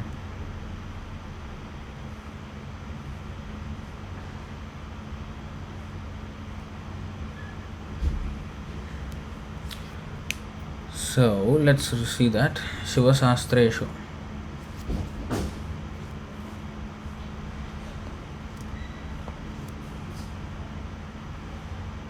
Where?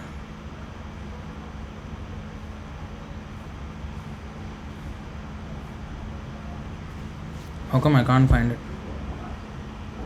Shiva Shastreshu Mohanaya.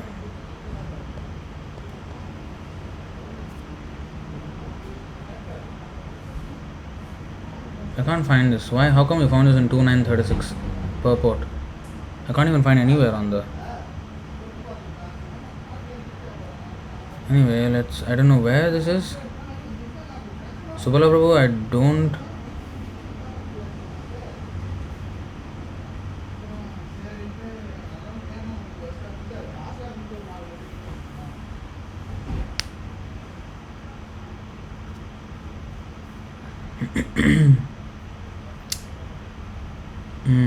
I do not know where is it. I can't find it. But this appears to be some quote here, but I can't seem to find it. Skanda Puran, Lord Shiva tells Kartikeya, Shiva Shastreshu Tadgrahyam Bhagavat Shastra Yogiyat Paramo Vishnu Revaikas Tadjnanam Moksha Sadhanam Shastranam Nirnayastvan Eshas Tadanyan Mohanaya iti.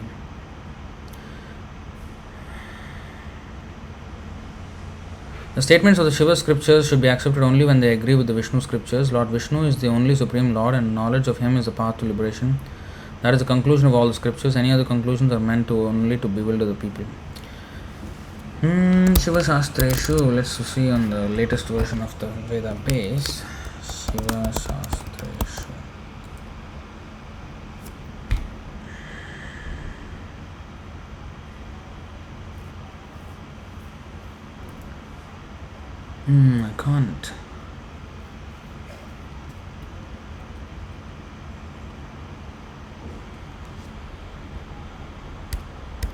I can't. I don't know where you got this from. ISKCON website, Skanda Puran, again they did not give chapter and verse number.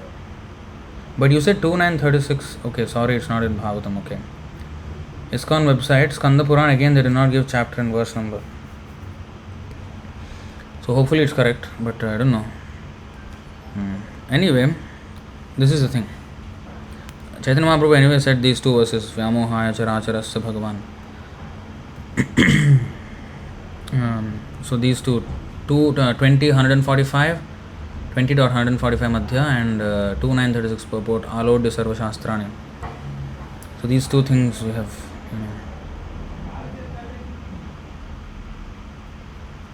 Vicharya cha punah punah idamekam sunishpannam nishpannam dhyayo narayana sada. Okay. Alright, so I'll take any questions now. What is the time? Wow. What is wrong with us nowadays? Wrong with me actually. So long. Okay, let's go to questions. Yuvraj Thakur, Prabhuji, I have started bhakti, doing chanting regularly. I would like to take Guru Diksha. What can I do? Feeling insecure in life. Please help me. You read Prabhupada's books and you contact our devotees. Maybe Himanshu Prabhu can help him. Connect him to our ISKM and, become more involved and, attend our classes. It's good, you want to take Diksha, but you should understand also what Diksha means. It is not just why are you feeling insecure in life. It's because you're not Krishna conscious, so that's why we feel insecure. So you must become Krishna conscious. And Diksha means not just to save from some insecurity and some. Diksha means a commitment that the the spiritual master will give the Divya Gyan, transcendental knowledge, and take away our pap. But he will not do it if we don't submit. Ye yatha mam prapadyanti tam sataiva bhajamyaham. As much as we surrender, that much the Diksha will be effective. So our surrender has to be there. And if I don't understand that duty of mine in that contract, if I don't understand my obligation in that contract of Diksha, and if I just want the blessings of the Guru, that won't work. It is a two-way thing. So I have to be a proper disciple first, and then I will be eligible to receive the full blessings of the spiritual master. So you read our books first, and attend our classes, and contact our devotees. Himanshu Prabhu is here. Maybe he can help you out. I hope Himanshu is here. Please take care of him.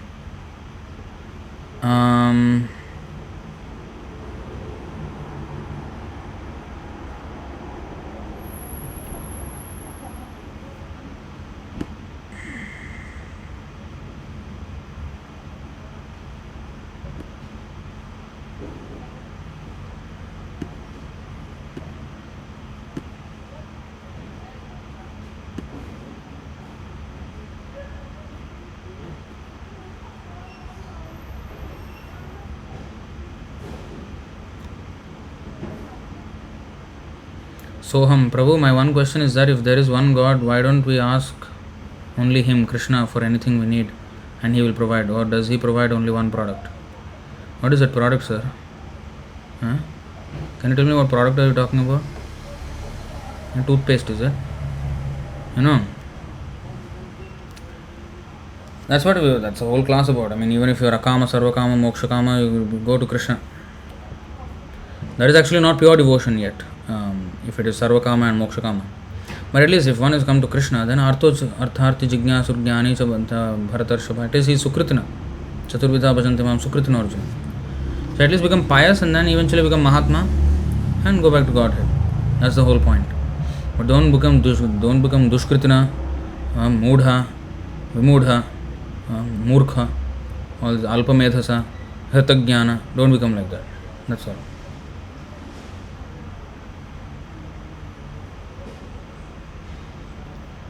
I think Soham has a problem. What is his kind of reaction? You, Ganapati, I will never worship him. I don't even eat his laddus.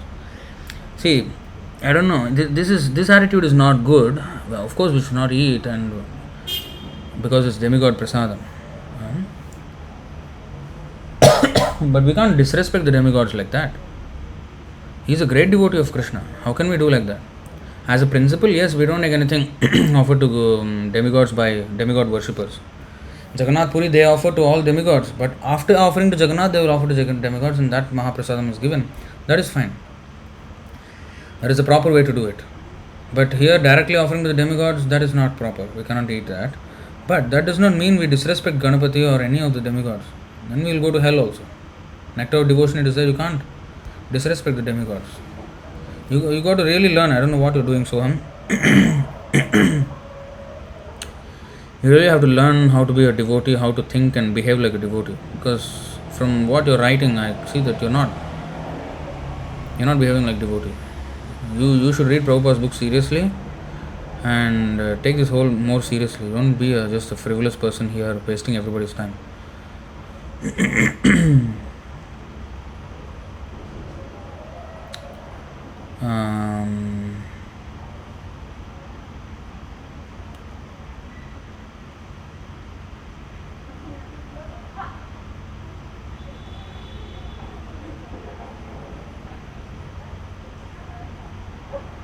Okay, Satyam Chaudhary. How should we see the demigods? Should we see them as great devotees, and what should we do when we are passing by a demigod temple? So we can always chant the shlokas that are glorifying the demigods as exalted servitors of the Lord. Certainly, we can't match anywhere close to what the demigods are doing in the service. Right? We are completely insignificant. So such great devotees should be offered great respect as devotees and ask them, please give me Krishna Bhakti. That much we can do. That is the proper Vaishnava way. Please, help me become Krishna Bhakta. And there are so many nice prayers like that. But this Govindam Adipurusham prayers, they can suffice. Because there is Durga prayer there. One shloka for Durga, one shloka for Brahma, one shloka for Shiva, one shloka for Narayan, one shloka for Sun, Surya, one shloka for Indra. Yastra Indra Gopal, a little bit different, but So many demigods are there, and basically these are and Ganapati also. Ganapati is there. So in this way, there are all these demigods are alluded to there. So not alluded, described as servitors of the Lord. So in that way we can secondary than Lord, not directly. We can bow down to them, of course. Soham, I do not worship demigods, but I like them very much. I like Shiva, Durga, Kalima and Indra. You go and read Prabhupada's books. Don't come and waste our time here.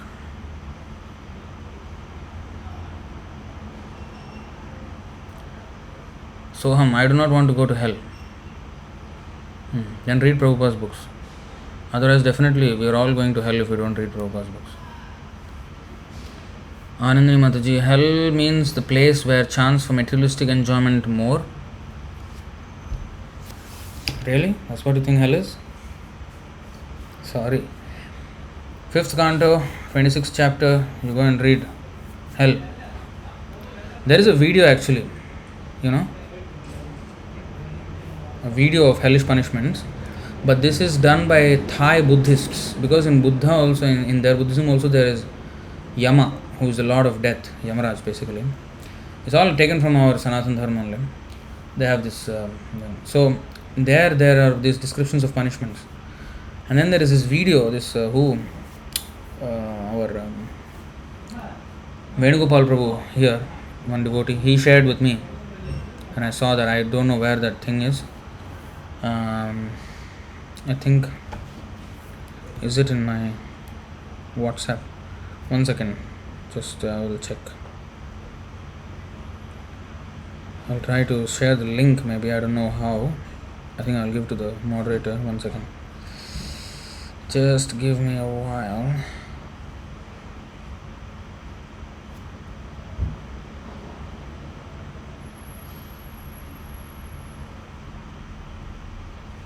These links always don't work.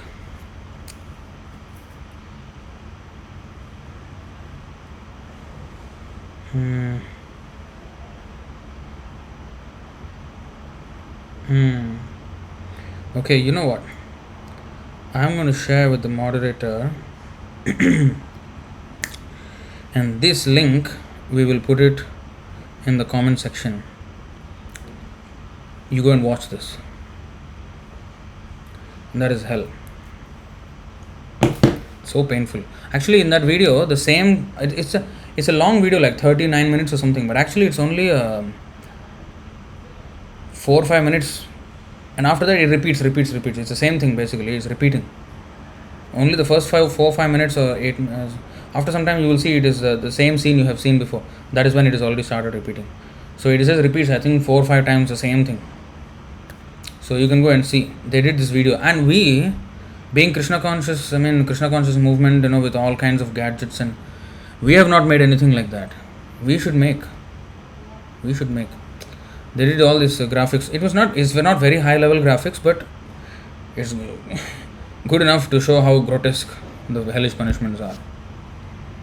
So I have already shared. I hope it is in the comments. Is it? Yes. Video and hellish sufferings. Okay, here it is.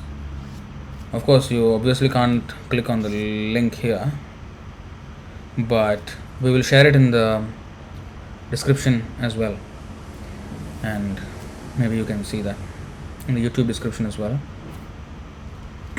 So that is that. So next question.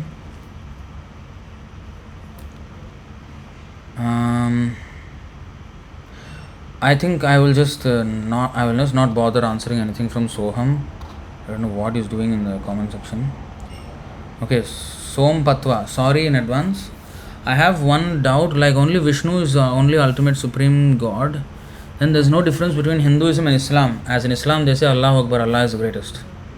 There is not any difference actually, because Allah is another name of Krishna. Now they may or may not accept it, but God is one. He has millions of names, and all the different devatas. See, you are talking from a point of view because that's how you understood, but your understanding is not based on Shastra. Your understanding is not based on Shastra. If you read Shastra, like Bhagavad Gita, you read, Krishna is clearly telling, I am the supreme, nobody is equal to me. Aham adarihe devanam. All the devatas came from me. I am the origin of all of them. So you can't refute that. So God is one. Whether you may say it is like Islam also, that's the thing. All the different religions of the world, they don't preach something different. They are not different religious systems. They are all offshoots of Sanatana Dharma. They are all offshoots of Sanatana Dharma only. How can one religion talk one thing, another religion talk another thing? No, it doesn't. It all points to the same reality. Maybe slightly the rules may be changed. Like for example, in Singapore, in India, we drive on the left side of the road. The steering is on the right side of the road, right side of the vehicle. In Philippines, in USA, in China, in Germany, they have the other side. The steering is on this side, and they drive on the right side of the road. Now that is a difference in rule. It looks like completely opposite, right? But although externally it looks completely opposite, you're going this side, you're coming this side. What is this? So it's two different things. No, it is not two different things. The principle of obeying traffic rules so that we can have an orderly transport system, that concept is the same in both countries. It is just the detail is different here and there a little bit, according to the time, place, whatever. So according to Desh Kala Patra, different religious systems have sprung up it's not different religious system, it's the same religious system. That's what in that purport 11, 14, 5 to 7, that purport there. These varieties in religious systems actually are the representations of the varieties of illusion that we are under. According to the modes of the material nature under whose influence we are, how much we are in ignorance or passion or goodness or a combination of these things, religious systems are, brought into effect by either God Himself or His messenger or His son or His confidential servant, accordingly to that time, place, and circumstance. And they're gradually elevated from that position. So that's the whole purpose of all religions anyway. And the highest of all, the highest exposition of religion is there in our Sanatana Dharma, and especially in the Srimad Bhagavatam. There's none, there's no scripture that can even come close to the level of detail and the level of pure devotional service to the Supreme Lord that is explained. Srimad Bhagavatam Pramanam Amalam, Chaitanya Mahaprabhu said. It is the topmost scripture in the world.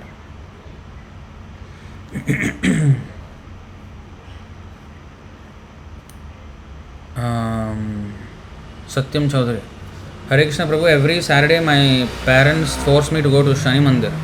Will there be any harm to my spiritual life if I go there and show some incense and lamp to the demigods? You shouldn't do that. That's offering worship to them. So we shouldn't worship the demigods with anything. You just tell them. You have to somehow explain to them. These Shani, Rahu, they are nothing but insignificant planets of this universe, and Krishna is saying Sarvaloka Maheshwaram. He is the owner of all planets, so why would I want to I won't go to the big boss. Tell him. Somehow or other to convince him. You can't, it's not good to do this.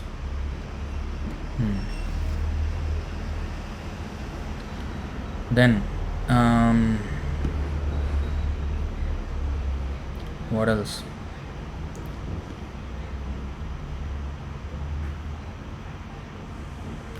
Som Patwas, yes, they have done so much for me. I think you are referring to your parents. It's good. Yes, parents definitely have done so much. So what is the best repayment you can do to them? What is the best thing you can do? You know what you can do the best?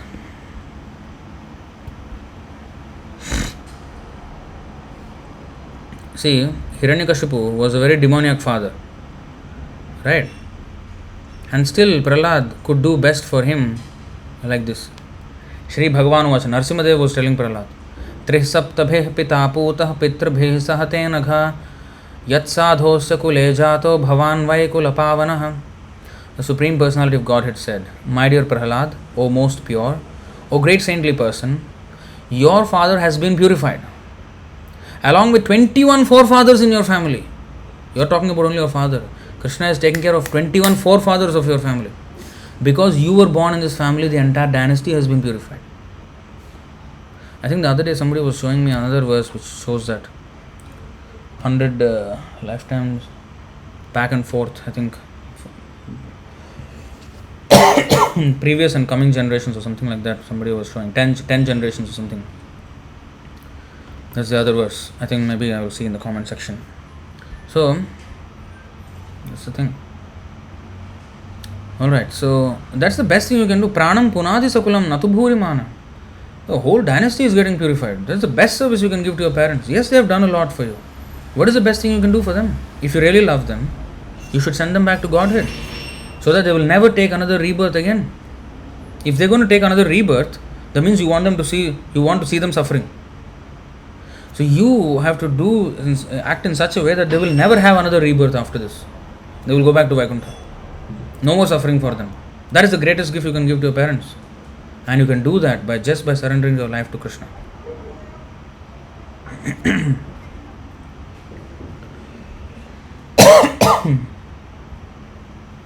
So Vrinda Mataji, if someone is worshipping Radha Krishna along with demigods, what will be their position? Their position will be in confusion. So what is this? So should not do that. No. That is offensive. So by worshipping demigods and Radha Krishna, it's an offensive thing to do. Because they are not equal. How can we equate Jiva and the Supreme Lord? That is Mayavad. Demigods are Jivas and Radha Krishna is the Supreme Lord. So we cannot equate them and worship them together like that. No. That is Mayavad, where the Jiva and the Supreme Lord is one. We can't. That's why it is Pashandi. Why the demigods can't be equated to? Because it's Mayavad basically. So it shouldn't be done. Divya Mataji. Prabhuji, the sun is the eye of the world. That's easy to understand. Could you please explain how the sun of one world is the eye of the Supreme Personality of Godhead when there are unlimited universes? Does this mean two-handed form Krishna has so many eyes, unlimited suns, or Vishwarup of Krishna has so many eyes? It's the Vishwarup. It's the Vishwarup. In this world, so in this universe, universal form means what? Not multi-universal form, universal form. In this universe, sun and moon are his eyes like that. So this is of course a universal form. To impress upon the dull-headed that there is actually a person behind this whole thing. So to give some personality aspect of all the things that we see in this material world, that's the universal form. And many times it is imaginary. And of course Arjuna was made to see that. But the thing is that devotee is not very much interested in such grand, this thing. And one interesting thing in the Vishwarupa, Krishna was seen by Arjuna as, all the people or the men on the battlefield were entering his mouth and he was eating them, like entering his mouth. That means he can eat people. So, but he says patram pushpam phalam toyam, but he is eating.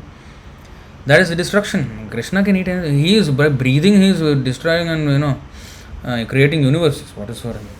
So, but when he offers with love, and that eating is not what is digesting and passing out a stool. No, eating means they will merge into him, or he has different ways of. So they are not killing anybody. The soul can't be killed anyway. So.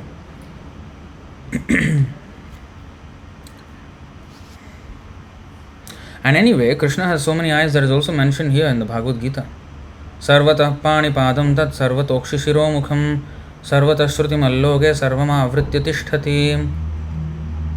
13.14 of Bhagavad Gita. Everywhere are his hands and legs, his eyes, heads and faces. And he has ears everywhere. In this way, the super soul exists, pervading everything. Krishna is talking about the super soul, Paramatma. Okay. Is Ganesha and Kindeva? He certainly looks like one, but of course he had a reason why he got that elephant head. But maybe there are some who are born like that. I do not know. First time I heard this, so I do not know much. So Dimitri Prabhu is saying, recently one crazy fellow was arguing with us on social media. He said, I asked about where in the Shastras or other scriptures Shiva is called a demigod. I didn't ask about Prabhupada's comments. I wanted to see a quote that we will translate together from Sanskrit to see that there is no term demigod in Sanskrit. Despite he didn't read books properly and thinks he knows Sanskrit better than Prabhupada, he shared some shlokas from Srimad Bhagavatam that state that Shiva is God and Krishna is Shivite. I went through them and it's obviously he doesn't read and doesn't accept Prabhupada's purport because everything is there. In conclusion, he shared statements from Mahabharata that actually Krishna was Shaivite. I didn't read full Mahabharata, only listened of an audio book, so I do not know how to feel about it. In the 13th book of the Mahabharata, it is unequivocally stated that Shiva took up the form of Krishna. In the 7th book of Mahabharata, we read that all the offerings that Arjuna made to Krishna ended up with Shiva. One second. And the astonished Arjuna saw all his offerings near Shankara, what he presented to Vasudeva every night. I don't know, I have to go and look what is this all about. I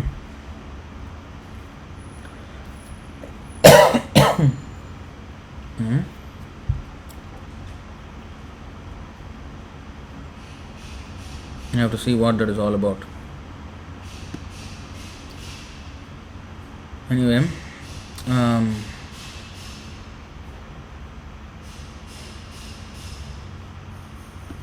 what else? Okay, Divya Mataji.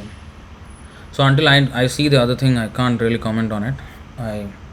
But of course, Shiva is never Krishna, and Shiva will always be the Vaishnavanam Yatha Shambhu. But if he's saying something we do not know why and what, I need to explore. I can't just see something out of nothing and then decide on what it is all about and whether it is even translated properly or what. We need to see all of that. and some Acharya's explanations maybe. Okay, so Divya Mataji, Prabhuji, in your previous lectures you mentioned that we are not eligible to read Vedas being born in Kali Yuga as Shudras, and in today's lecture we read that those who study the Vedas and drink the Soma juice seeking heavenly planets worship me indirectly. As we are not eligible to study and not even studying now, can we consider this as fortunate situation for not worshipping Krishna indirectly? How to relate both?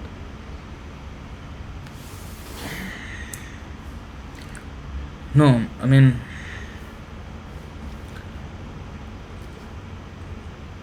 reading Vedas, like you see the Mayavadis, they read the Vedas and come to this impersonal understanding. And that is not what is alluded to in the Vedas. The Vedas actually point to the personality of Godhead, but in a very indirect way.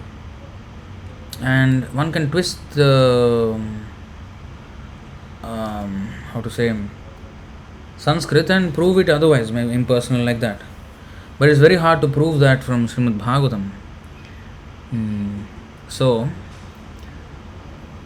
intelligent people will understand from Veda, because Krishna says Vedanta Krit Vedavideva Chaham. From Vedas, in fact, Brahma read the Vedas 3 times and he found out that Krishna is supreme. But these people are reading Vedas and saying impersonal, I am supreme. So, somewhere something is wrong. That means somewhere brain is screwed. So, these screwed brains of Kali Yuga, therefore, cannot understand the real purport of the Vedas, and they come with all these misconceptions. So, therefore, and of course, there are others who are Karmakandiya section of the Vedas. They are brainless people for all practical purposes. But these so-called whoever are little bit brains, they are also rendered useless because they come to nonsense conclusions. So actually nobody has any brain to understand Vedas in Kali Yuga. But from the spiritual master we can understand there is the Srimad Bhagavatam, Bhagavad Gita, which is the essence of all Vedas, essence of all Upanishads. So that is sufficient for us.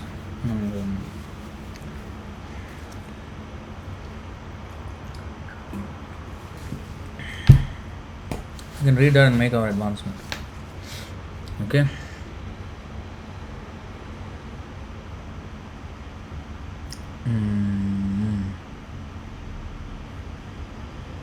Divya Mata is saying very deep explanation, Prabhuji. We just need to understand how deep actually Krishna's mercy is for us.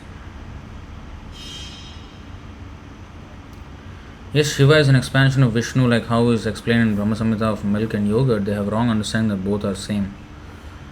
Yeah, so I think this is in relation to that. Dimitri's comment. I mean, of course, there is explanation to all this.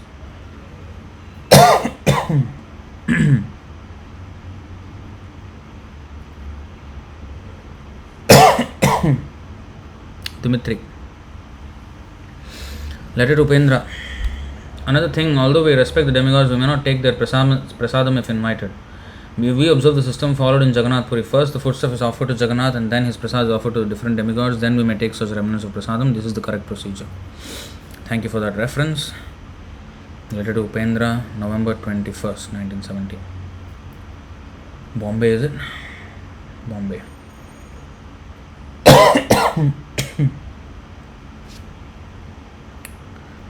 6/18/49.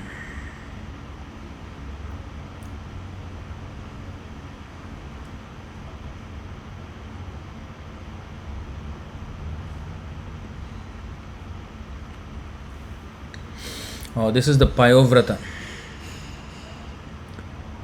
Interesting. So,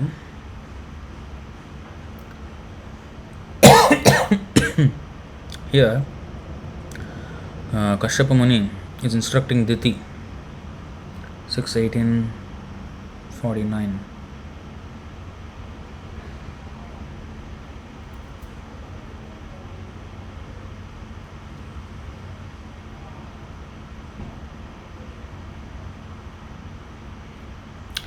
Nochishtam Chandika Annam cha. Chandika Annam, food offered to Goddess Kali. Samisham Vrishalahritam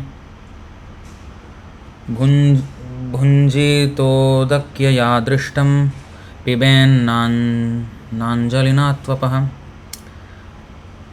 never eat leftover food, never eat prasad offered to the goddess Kali,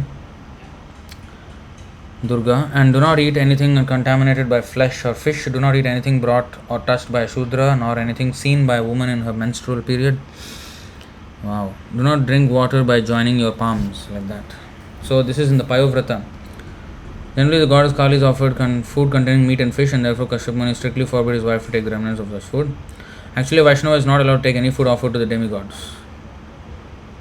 A Vaishnava is always fixed in accepting prasad offered to Lord Vishnu. Therefore, through all these instructions, Kashyap Muni in a negative way instructed his wife Diti how to become a Vaishnavi.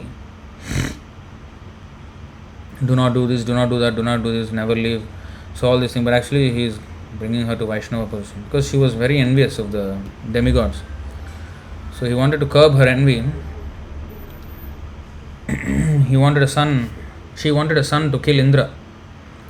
So Kashyap Muni was like, what kind of desire is this? But he could not tell her immediately because, all hell will break loose. Sometimes wife is advised against her wishes. So he advised her in a way that would fulfill her wishes, but he made her actually a Vaishnavi. So all these rules were actually a Vaishnava. Then if she follows, then her envy will reduce, and then eventually what happened? The way she asked, instead of asking, I want a son to kill Indra, I want sons who will be friends of Indra. The Sanskrit, there was a, by Krishna's grace, then, so the Maruts came, 49 Maruts. So anyway, that's that.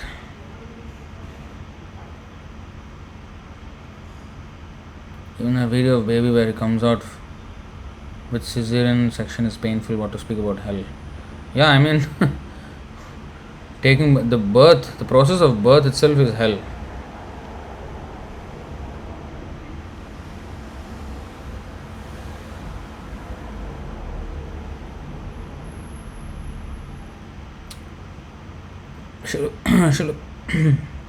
Srila Prabhupada Upadeshamrita Bhaktisiddhanta Saraswati Thakur says, when a great saint, a pure devotee appears in a family, his ancestors and descendants for 100 generations are elevated.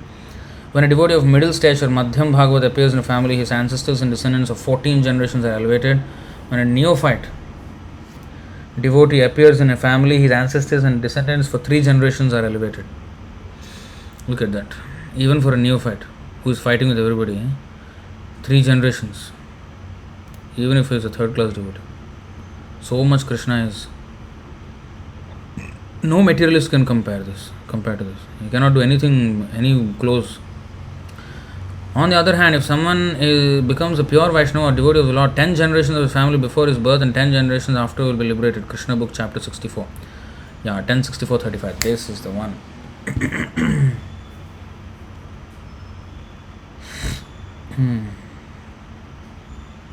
Actually, in the purport it is mentioned, this thing.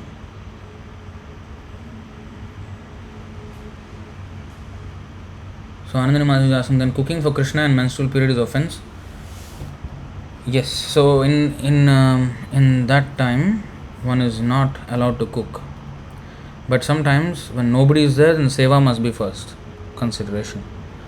But if somebody is there, then the person in the menstrual period should not be cooking. So we follow like that.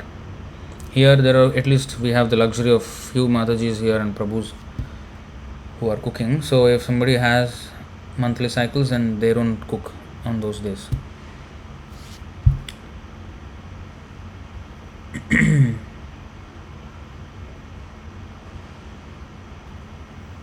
Okay, so I think we have come to the end of the presentation. Thank you all very much for staying all this while. Jai Srimad Bhagavad Gita ki jai, Srila Prabhupada ki jai, Ananta Koti Vaishnava Vrinda ki jai. Nitai Gaur Premanande, Hari Hari Bol, Hare Krishna.